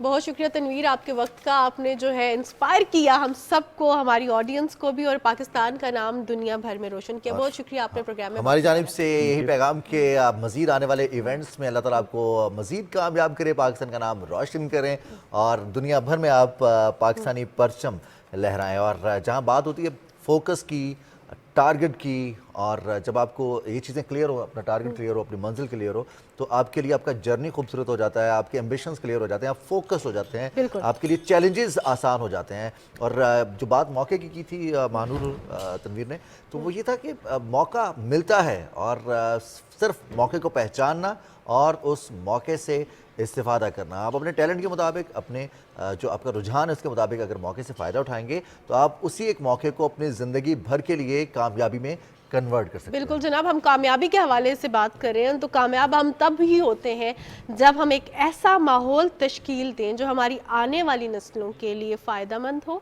ऐसा माहौल हो जहाँ पे वो खुल के सांस ले सकें। ऐसा ही किया कीनिया की हुकूमत ने। कीनिया की हुकूमत ने साल 2032 तक 15 अरब दरख्त लगाने के मंसूबे के तहत मुल्क भर में शजरकारी के दिन आम तातील का ऐलान कर दिया। 13 नवंबर को मुल्क भर में तातील की गई और वजीर दाखिला कैथरीन केंड्रिक ने ये ऐलान किया कि अब जो है वो इजलास के बाद ये ऐलान किया गया। उन्होंने सदर के साथ मिलकर इजलास किया और उसमें जो है मेन उसका जो पर्पस था वो ये था कि कीनिया में जंगलात का जो मौजूदा रकबा है, इसमें तकरीबन जो जंगलात का रकबा है वो 7% है, 7% है। और उनका कहना ये था कि अब हमने इसको 10% तक लेके जाना है। मानूर, ओवरऑल अगर हम कीनिया की बात करें तो विलियम रूटो जो कि सदर हैं कीनिया के, गुज़िश्ता चंद बरसों में उन्होंने कीनिया में डेवलपमेंट के हवाले से, कीनिया में तरक्की के हवाले से, और ख़ास तौर पर जो कीनिया को ग्रीन कीनिया बनाने का एक मंसूबा है उस पर बहुत ज़्यादा तवज्जो दी जा रही है। और अगले 9 साल में 15 अरब दरख्त लगाने का मंसूबा बनाया गया है। और ये वो मंसूबा है जिस पर रवा माली साल $8 करोड़ से ज़्यादा रकम बजट में रखी गई है सिर्फ दरख्त लगाने के लिए। और अब ग्रीनरी के हवाले से कहा जाता है कि ग्रीनरी अगर कहीं पर है तो वो ज़िंदगी की निशानी है। जैसे पानी से ज़िंदगी है, वहीं पर वैसे ही आपको ताज़ा हवा, ऑक्सीजन और फल, सब्ज़ा जो है वो आंखों को खैरा करता है, तो सेहत के लिए भी अच्छा है। कीनिया की जानिब से ये इकदाम किए जा रहे हैं, यकीनी तौर पर ना सिर्फ ये कीनिया के लिए फ़ायदेमंद होंगे बल्कि हमारे इस कुर्रा अर्थ के लिए, जिसे हम मदर अर्थ कहते हैं, इसके लिए भी ये बहुत ही एक अहम कदम है जो कीनिया ने उठाया। बिल्कुल। अच्छा रिजवान, इससे ये भी जो है देखा जाता है कि अब पाकिस्तान जिस तरह एग्रीकल्चरल सोसाइटी है, वहाँ पे जो रेवेन्यू है वो भी बहुत ज़्यादा एग्रीकल्चर से जनरेट किया जाता है। इसी तरह कीनिया में भी जितना इसको एक्सपेंड किया जाएगा, 7% से 10% पर जाने का जो मंसूबा है, जितना उसको ग्रीनरी को एक्सपेंड करेंगे उतना ही जो है रेवेन्यू भी जनरेट होगा, क्योंकि कीनिया की जो पत्ती है वो भी वहाँ से एक्सपोर्ट हो रही होती है और भी बहुत सी चीजें भूली नहीं, अभी तक कीनिया की पत्ती का इश्तिहार बहुत पहले आता था। कीनिया के बागों से ख़ास तौर पर लाई गई ये चाय की पत्ती। तो ये खैर जी, बागात कहीं पर भी हों वो ना सिर्फ रोज़गार का बायस बनते हैं बल्कि वो साफ़ सुथरे माहौल का बायस भी बनते हैं। बिल्कुल जनाब। और अगर हम साफ़ सुथरे माहौल के हवाले से बात करें तो जिस्म को साफ़ सुथरा रखना भी बहुत ज़्यादा ज़रूरी है और जिस्म को साफ़ सुथरा रखने में मेटाबॉलिज्म बहुत ज़्यादा किरदार अदा करता है। आपकी सेहतमंद और साफ़ सुथरा भी रहता है, आपकी गट हेल्थ अच्छी रहती है। समटाइम्स ऐसा होता है कि हमारा मेटाबॉलिज्म अच्छा नहीं है तो हमें लगता है कि हमारी डाइजेशन सही नहीं हो रही या हमारी स्किन अफेक्ट कर रही है, या समटाइम्स रिजवान आपने एक चीज़ बहुत ज़्यादा देखी होगी कि apparently we are very healthy, लेकिन मूड नहीं हो रहा काम करने का, थकावट है, और उसके पीछे रीज़न ये है कि वर्जिश नहीं कर रहे तो बॉडी का मेटाबॉलिज्म ठीक नहीं हो रहा। फिर मौसम सरमा में थोड़ा सा मौसम भी ऐसा होता है कि दिल चाहता है कि बंदा रेस्ट करे। अब क्या खाया पिया लिहाफ में, हाँ खाया पिया लिहाफ में, और खाने भी जो मौसम सरमा के ऐसे हैं कि बंदे का दिल चाहता है या तो फ्राइड फिश हो या तो हलवे हो, और ज़्यादा हैवी चीज़ें हम खा तो लेते हैं, इसको कंज्यूम कैसे करना है ये हमें नहीं पता होता।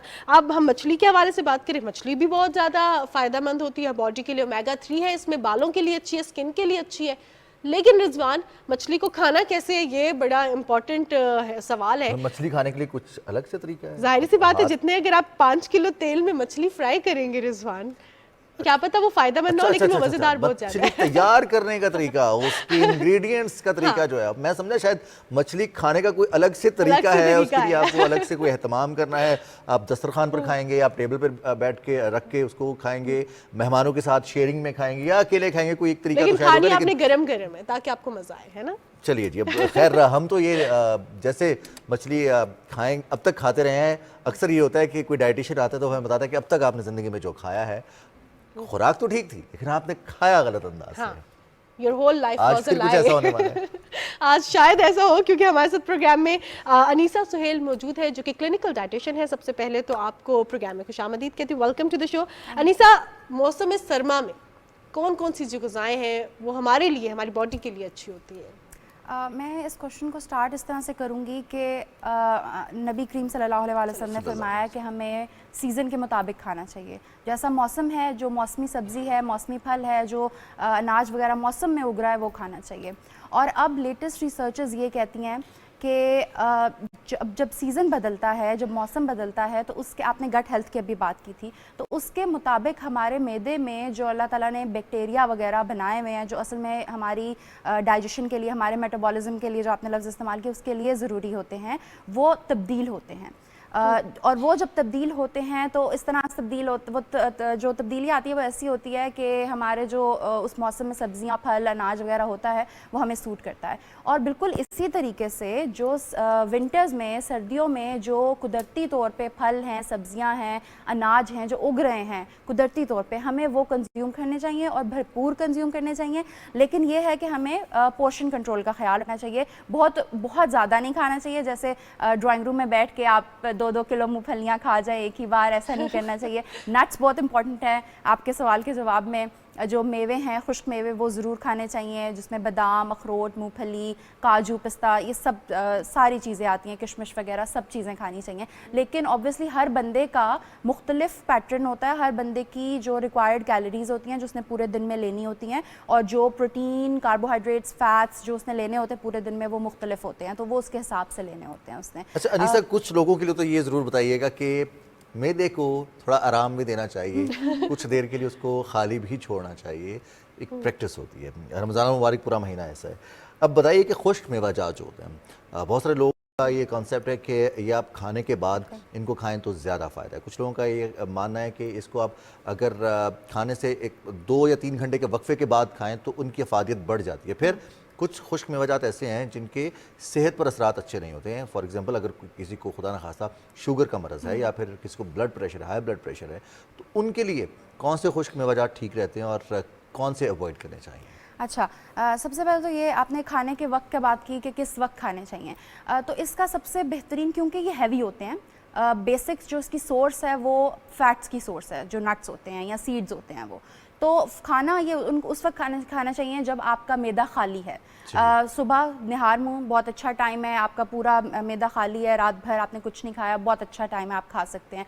दूसरा बड़ा अच्छा ऑप्शन ये है कि आप इसको स्नैक्स में खा सकते हैं। स्नैक हम उसको कहते हैं कि जो आपके 2 बड़े मेन मील्स के दरमियान वक्त होता है जिसमें आपको भूख लगती है, यानी सुबह नाश्ते और दिन के खाने के दरमियान आपका जो वक्त है, या रात और दोपहर के खाने में जो वक्त है, उस स्नैक्स के तौर पर आप उसको खा सकते हैं। ये बहुत अच्छा टाइम है उसको खाने का। दूसरा, आपने बीमारियों की बात की कि कौन सी बीमारियां ऐसी हैं जिसमें इसको कंज्यूम कम करना चाहिए या लेस करना चाहिए, तो सबसे पहले ब्लड प्रेशर। अब ब्लड प्रेशर जिन लोगों को होता है उनके लिए सिर्फ वो मेवे ख़तरनाक होते हैं, खुश्क मेवे, जिनके ऊपर नमक लगा होता है। अब इसका बेहतरीन, आम लोगों के लिए भी इसका बेहतरीन तरीका ये है कि आप जो पंसार की दुकान से खुले मेवे मिलते हैं वो बेहतर हैं एज़ कम्पेयर टू जो आपको स्टोर में मिलते हैं पैक हुए हुए, क्योंकि जो पैक हुए होते हैं उनमें नमकियात लगी होती हैं, प्रिजर्वेटिव्स होते हैं, कलरिंग एजेंट्स होते हैं और वैसे भी वो सॉल्टेड होते हैं।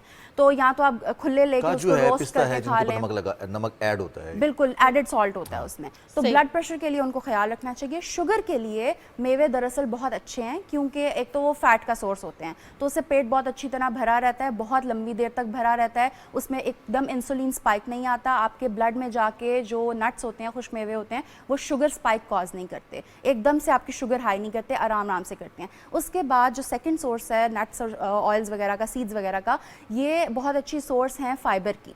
फाइबर इनमें बड़ी अच्छी अमाउंट में होता है, और चीनी जो ग्लूकोज है, कार्बोहाइड्रेट्स, वो इसमें निस्बतन कम क्वांटिटी में होते हैं, तो ये शुगर के मरीज़ों के लिए बड़ा अच्छा स्नैक है, और पेट भी भर जाता है, शुगर भी हाई नहीं होती, और ओवरऑल इसके बेनिफिट्स बहुत ज़्यादा हैं। आपने ओमेगा 3 एसिड्स की बात की थी, ओमेगा 3, ओमेगा 9, ओमेगा 6 ये फैटी एसिड्स होते हैं, और ये हमारे जिस्म में ऐसे केमिकल्स होते हैं जिनके बहुत सारे रोल्स होते हैं।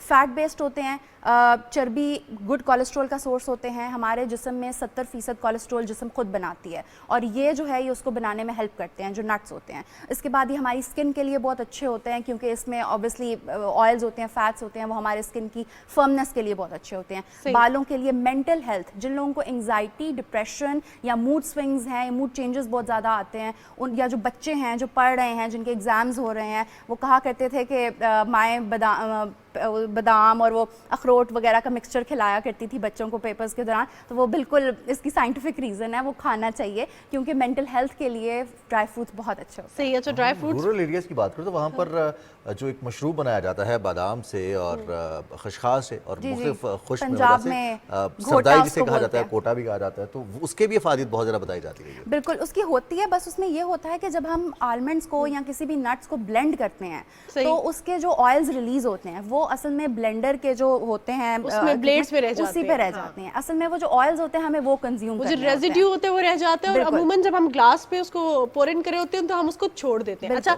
जिस तरह हम नट्स के हवाले से बात करें तो पिंजीरी, बिल्कुल ये बनाई जाती है, हमारा कल्चर है, और खाए अब हम सर्दियों में जो है ना ज़रा ज़्यादा इसका इस्तेमाल करते हैं। क्या इससे भी शुगर लेवल आपका हाई हो जाता है? क्योंकि अक्सर औकात जो है इसमें हम शक्कर भी ऐड करते हैं, गुड़ भी ऐड कर रहे होते हैं, तो इसको अगर आप ऐसे बता दें जनरली एक चम्मच 2 चम्मच कितनी अमाउंट में एक नॉर्मल इंसान और एक शुगर पेशेंट ले सकता है? कुछ लोग इसको खुला बनाते हैं, तो खुली पंजीरी बनाते हैं, जो बॉल फॉर्म में, लड्डू फॉर्म में नहीं बनाते, उनके लिए 2 चम्मच ठीक है, 2 मतलब इतनी सी क्वांटिटी बनती है, खाने की चम्मच इतनी सी क्वांटिटी वो बनती है, आपके हथेली में भी पूरी नहीं आती वो।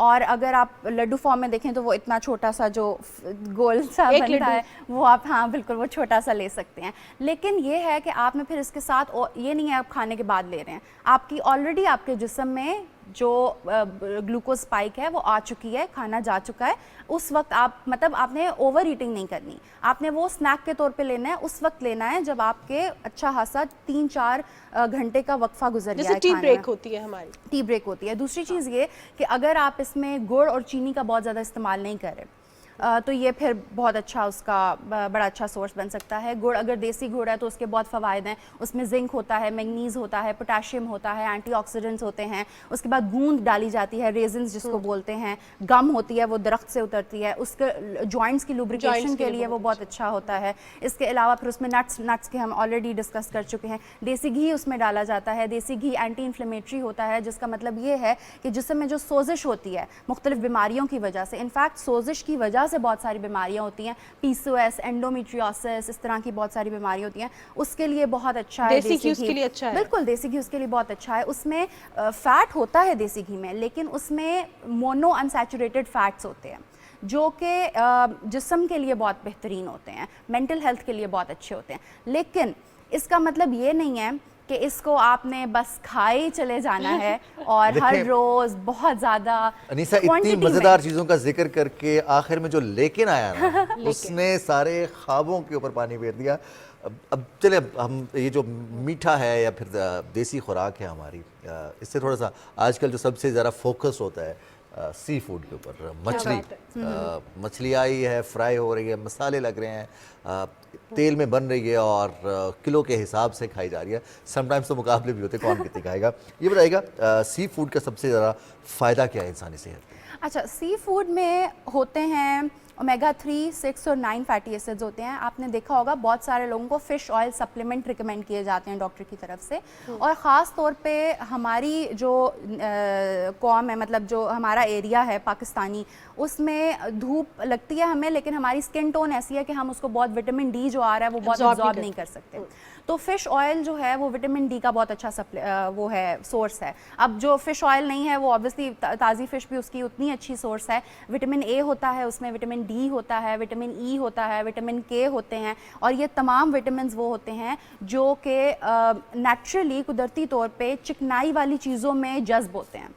तो इसी वजह से फ़ैटी फ़िश खाना ज़रूरी है, यानी कि वो फ़िश या वो मछली जो कुदरती तौर पे उसमें चर्बी की मिक़दार ज़्यादा है, तो वो बेहतर होती है कंज्यूम करने के लिए। उसके बाद फिर विटामिन डी हमारी इम्यूनिटी के लिए बहुत ज़रूरी होता है। विटामिन डी जो है वो हमारे इंटरेस्टिंगली पाकिस्तान में 42%, 42% जो है स्टंटेड ग्रोथ है पाकिस्तान में, क्लोज़र टू 50%, जिसका मतलब ये है कि पाकिस्तान में 50% बच्चे ऐसे हैं जो कि अपने जो जेनेटिक मेकअप है उनका, कद और सारी ग्रोथ का, वो उसको रीच ही नहीं कर सकते क्योंकि उनकी डाइट में वो चीज़ें इनफ नहीं हैं। प्रेग्नेंट जो हामला ख़वातीन हैं उनको बहुत ज़रूरत है विटामिन डी की। तो विटामिन ए जो है वो हमारी नज़र के लिए बहुत ज़रूरी होता है। तो इसके बहुत सारे फ़वाइद हैं और ये डेफिनेटली कंज्यूम करने चाहिए, और ये गर्मियों में भी कंज्यूम करनी चाहिए। सही। अच्छा, मैं आपसे ये जानना चाहूँगी, हम सी फूड के हवाले से बात करें। जिस तरह रिजवान ने कहा कि मछली फ्राई की जा रही है, मसाला लगाया जा रहा है, खाने का क्या तरीका है, मतलब बनाने का? मोस्ट इम्पॉर्टेंटली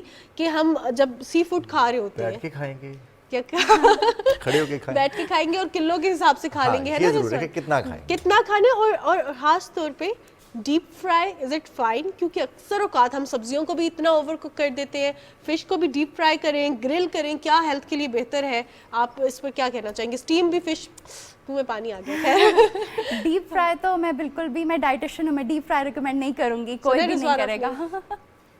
ठीक है, डीप फ्राई नहीं खाना चाहिए बिल्कुल। स्टीम करना एक बड़ा अच्छा ऑप्शन है। दूसरा ऑप्शन हमारे लोकल कल्चर में बड़ा अच्छा है, आप उसका मसाला बनाएं, ग्रेवी बनाएं और फिश को आप उसमें रख दें और उसके दम पे पकाएं, तो वो एक तरह से आपको मसाले वाला वो भी जायका आ जाएगा, शोरबे वाला जायका भी आ जाएगा और वो स्टीम भी हो जाएगी। बहुत शुक्रिया अनीसा सुहेल। आपने कल 14 नवंबर था और कल डायबिटीज़ का इंटरनेशनल डे था, तो उसमें डायबिटिक लोगों के लिए और बाकी लोगों को शुगर से परहेज़ के लिए जो चीज़ें बताई गई थी, कोलेस्ट्रॉल से बचा के रखने के लिए जो चीज़ें बताई गई थी, आज आपने उसका एक नया एंगल दिया कि अपनी सेहत के लिए ये चीज़ें ज़रूरी है और उनकी कितनी मिकदार हो सकती है और कितना आप इस्तेमाल कर सकते हैं। बहुत शुक्रिया अनीसा सुहेल स्टूडियोज़ में मौजूद रहीं। और जो आजकल वैसे बनूर शादियों का सीज़न भी है, तो खाने के तरीके पे बहुत ज़रा बात होती है कि कितना खाना चाहिए और क्या खाना चाहिए। जो सबसे मुनफरद और सबसे लजीज डिश है वो सबसे पहले और सबसे अलग होनी चाहिए। बिल्कुल और जनाब, जिस तरह होना आपने चाहिए। शादियों के सीजन के हवाले से बात की, रिजवान, जिस तरह हमारी एंटरटेनमेंट ही खाना है, तो इस तरह हम शादियों पे भी खाना लाजमी याद रखते हैं कि शादी पे खाना मज़े का था या नहीं था, तो खाना याद रखते हैं। और समटाइम्स ऐसा होता है कि मोमेंट्स भी जो है ना हमें वो खाने से रिलेटेड ही याद रहते हैं, और अक्सर औकात जो कैमरा पर्सन होता है ना वो खाते हुए आपकी वीडियो बना लेता है। आपको याद रहे ना रहे, सारों को याद रहे कि आपने जो है ना कितना खाया था। It's quite embarrassing as well, I believe. चलिए जी, अब कुछ रंगों और रोशनियों की बात करते हैं। नॉर्थ पोल पर लेके चलते हैं आपको, और जो नॉर्थ के खूबसूरत रंग है, खासतौर पर ये रोशनियां हैं। सैन फ्रांसिस्को इंटरनेशनल एयरपोर्ट से परवाज़ भरने वाले पायलट ने पुर्तगाल के दरमियान सफ़र के दौरान नॉर्दर्न लाइट्स का ये खूबसूरत मंजर रिकॉर्ड किया है। बिल्कुल, ये आप हमारी स्क्रीन पर ये खूबसूरत मंजर देख रहे हैं और ये पायलट ने रिकॉर्ड किया है वाइल्ड फ्लाइट, और क्या खूबसूरत रंगो रोशनी है। और अगर हम इनको देखें तो नाजरीन, एंड्रोमेडा कैकेशा और सियारा मुश्तरी की झलकियाँ इसमें दिखाई दे रही हैं, जो कि सफ़र के दौरान रिकॉर्ड किया गया। और वो सफ़र था जी पुर्तगाल के से जो है वो पुर्तगाल की तरफ रवाना थे। सैन फ्रांसिस्को के इंटरनेशनल एयरपोर्ट से परवाज़ भरने वाले पायलट ने ये रिकॉर्ड किया। कभी आपको मौका मिले नॉर्थ पोल ट्रैवल करने का, तो ये मंजर आप भी देख सकते हैं, ये नॉर्दर्न लाइट्स हैं, ये दिलकश हैं, खूबसूरत है और ये वो कुदरती नज़ारा है जिसके सहर में लोग मुब्तला हो जाते हैं। और फिर इसको जो अगर ख़ुद एक्सपीरियंस करते हैं, हम तो कैमरे की आंख से आपको दिखा रहे हैं, अगर ख़ुद एक्सपीरियंस करते हैं तो ये वो मंजर है महानूर जो इंसान सारी ज़िंदगी याद रखता है। और इसको एक्सप्लेन करना, जैसे हम कुछ दिन पहले कलर की बात कर रहे थे कि कलर्स को या फिर लाइट्स को कैसे एक्सप्लेन किया जाता है, तो उसके लिए ये मंजर आपके सामने था। बिल्कुल जनाब, और इस पे हम जब ऐसे मंजर को हम जब फील कर रहे होते हैं ना, तो हमें एहसास होता है कि there is a divine power as well. अब बात करते हैं कुछ ऐसी ख़वातीन की जिनके बड़े मुख्तलिफ और बड़े मुनफरिद से आइडियाज़ हैं और उन्होंने एक ऐसी चीज़ बनाई है जो कि बड़ी इंटरेस्टिंग भी है। हम लोग जो है जब बात करते हैं कटलरी की, कोई भी मेहमान आता है तो हम देखते हैं कि कटलरी घर में कैसी रखी जाए, और आप हमारी स्क्रीन पर देख रहे हैं ये जो कटलरी आपको नज़र आ रही है ये बांस से बनी हुई है। और पाकिस्तान की 3 ख़वातीन की आपको कहानी सुनाते हैं जिन्होंने बड़ा डिफरेंट से एक कंसेप्ट सामने लेके आई। बांस से कटलरी बनाने का अनोखा और मुनफरिद आइडिया है जिस पर इन्होंने एक काम शुरू किया है, और ये काम उन्होंने ख़वातीन को बाइख्तियार बनाने के लिए भी किया है, अपना किरदार अदा कर रही हैं। और माहौल दोस्ती जो है इससे ऑब्वियसली कायम हो सकती है। ये एनवायरनमेंट फ्रेंडली इक्विपमेंट्स होते हैं आपके किचन के लिए जो बहुत ज़्यादा ज़रूरी है। और ये अदीना सहर और कशफ ने मिलकर प्लास्टिक से माहौल को पाक करने की कोशिश की है और ख़वातीन को भी एक जो है रिप्रेजेंटेशन देने के लिए काम किया है। और आज हमारे साथ स्टूडियो में कशफ अजहर मौजूद भी हैं जो कि मास्टरमाइंड हैं इस बांस की कटलरी के पीछे। Welcome to the show Kashaf. Thank you. अस्सलाम वालेकुम एवरीवन। वालेकुम अस्सलाम। कशफ ये बताइएगा कि बेसिकली बांस से कटलरी बनाना बड़ा मुनफरिद आइडिया आया कैसे ये? बेसिकली हमारा प्रोजेक्ट था एंटरप्रेन्योरशिप का और हमारी यूनिवर्सिटी में कंपटीशन भी था, तो हमें कोई ऐसा आइडिया चाहिए था जो इन्वायरमेंट फ्रेंडली हो। तो हमने बैम्बू से, जब हमने पिच किया कंपटीशन में, तो हमने बैम्बू से हाथों से ख़ुद बनाई, ख़ुद बांस लेके आए, ख़ुद उसको पील ऑफ किया, फिर मैंने उसको शेप दी with my help of my brother, and then Adina ने उसको डिफरेंट शेप दी। और ये हमारा आइडिया यूएस सेलेक्टेड है top 1 by US embassy, and अभी रिसेंटली अगस्त में मैं यूएस होके आई हूँ by the company sponsored Rain Catalyst. So basically ये स्टोरी है इस आइडिया के बिहाइंड। तो कशफ 3 ख़वातीन का जिक्र है, अदीना का हो गया, जी जी, आप हैं जी, और तीसरी हमारी कौन सी है ऐसी पाकिस्तान का सहर जो है। यकीनी तौर पर ये 3 लोगों की आइडिया है और उस पर काम हुआ है। तो ये कामयाबी का सफ़र होता है ना कि उसमें कुछ चैलेंजेस होते हैं। अव्वल तो जब आप ब्रेनस्टॉर्मिंग कर रहे हो तो आइडियाज़ ही नहीं आ रहे होते, और फिर समटाइम्स ऐसा होता है कि आइडिया आया था क्लिक नहीं कर रहा होता। आप अपने दोस्तों को बताते हैं, शेयर करते हैं कि ये आइडिया है, लेकिन वही रिजेक्ट कर देते हैं कि नहीं, वर्केबल नहीं है। इस आइडिया को इस आइडिया के कंसीव होने और इसके एग्जीक्यूशन तक कितने चैलेंजेस थे? चैलेंजेस तो बहुत ज़्यादा थे। बेसिकली हम तीनों बेस्ट फ्रेंड्स हैं और हम हमेशा से चाहते थे कि हम लोग तीनों best friend as a partner हम लोग काम करें और अपना बिजनेस बनाया, वुमेंस को एम्पावर करें, पाकिस्तान की स्पेशली वुमेंस को। और हम तीनों ने बेसिकली बहुत ज़्यादा चैलेंजेस आए, लेकिन हम तीनों ने मतलब कोऑपरेटिव हो के और सारे चैलेंजेस को फेस किया। और फैमिलीज़ हमारी बहुत सपोर्टिव हैं, मेरे मामा पापा, मेरे फ्रेंड्स के मामा पापा, सो सबकी सपोर्ट से, टीचर्स की सपोर्ट से, हमारी यूनिवर्सिटी की सपोर्ट से, फातिमा जिना, सो बेसिकली तो एंड रेन कैटलिस्ट की जो CEO कैरोलाइन है US based, she is also so supportive and cooperative. So आज हम यहाँ तक हैं। अच्छा कशफ, मुझे ये बताइएगा आपके साथ एक बॉक्स भी पड़ा है, क्या इसमें वो कटलरी है? यस। तो साथ हमारी स्क्रीन पर ये कटलरी दिखाइएगा भी और ये भी बताइएगा, थोड़ा सा निकाल के अगर दिखा दें तो दैट वुड बी ग्रेट। तो बेसिकली ये बॉक्स है जिसमें हम लोग अपनी कटलरी देते हैं, और इसमें ये thank you cards and business cards हैं हमारे, और इस यूनिक पैकेजिंग में, एक बैग की पैकेजिंग में आता है। इसको यूँ ओपन करके आप इस बैग को कैरी करके कहीं भी लेके जा सकते हैं। आप ट्रिप पे जा रहे हैं, आप कॉलेज जा रहे हैं, यूनिवर्सिटी, इस तरह की ये पैकेजिंग में, यूनिक पैकेजिंग में आपको स्पून, फोक, नाइफ और चॉपस्टिक्स। ज़रा स्पून निकाल के दिखाएं ताकि हमारे जो ऑडियंस है उनको अंदाज़ा हो जाए कि अच्छा ये प्रॉपर्ली इससे इजीली आप वो कर सकते हैं। डिस्पोजेबल स्पून की तरह नाजुक तो नहीं है? नहीं नहीं, बिल्कुल भी नहीं, बहुत ड्यूरेबल है ये। ड्यूरेबल है। अब तौर पर जब इस पर काम हुआ होगा, और एक चीज़ जो मैं इस पर देख रहा हूँ बॉक्स पर भी और कटलरी के ऊपर भी, वो है ASK, आस्क बैम्बू, हमारी कंपनी का नाम। आस्क बैम्बू, अच्छा। इसमें यकीनी तौर पर अदीना सहर और कशफ ही है इसकी एग्जीबिशन। कितना ड्यूरेबल है, इस पर भी रिसर्च की है आप लोगों ने?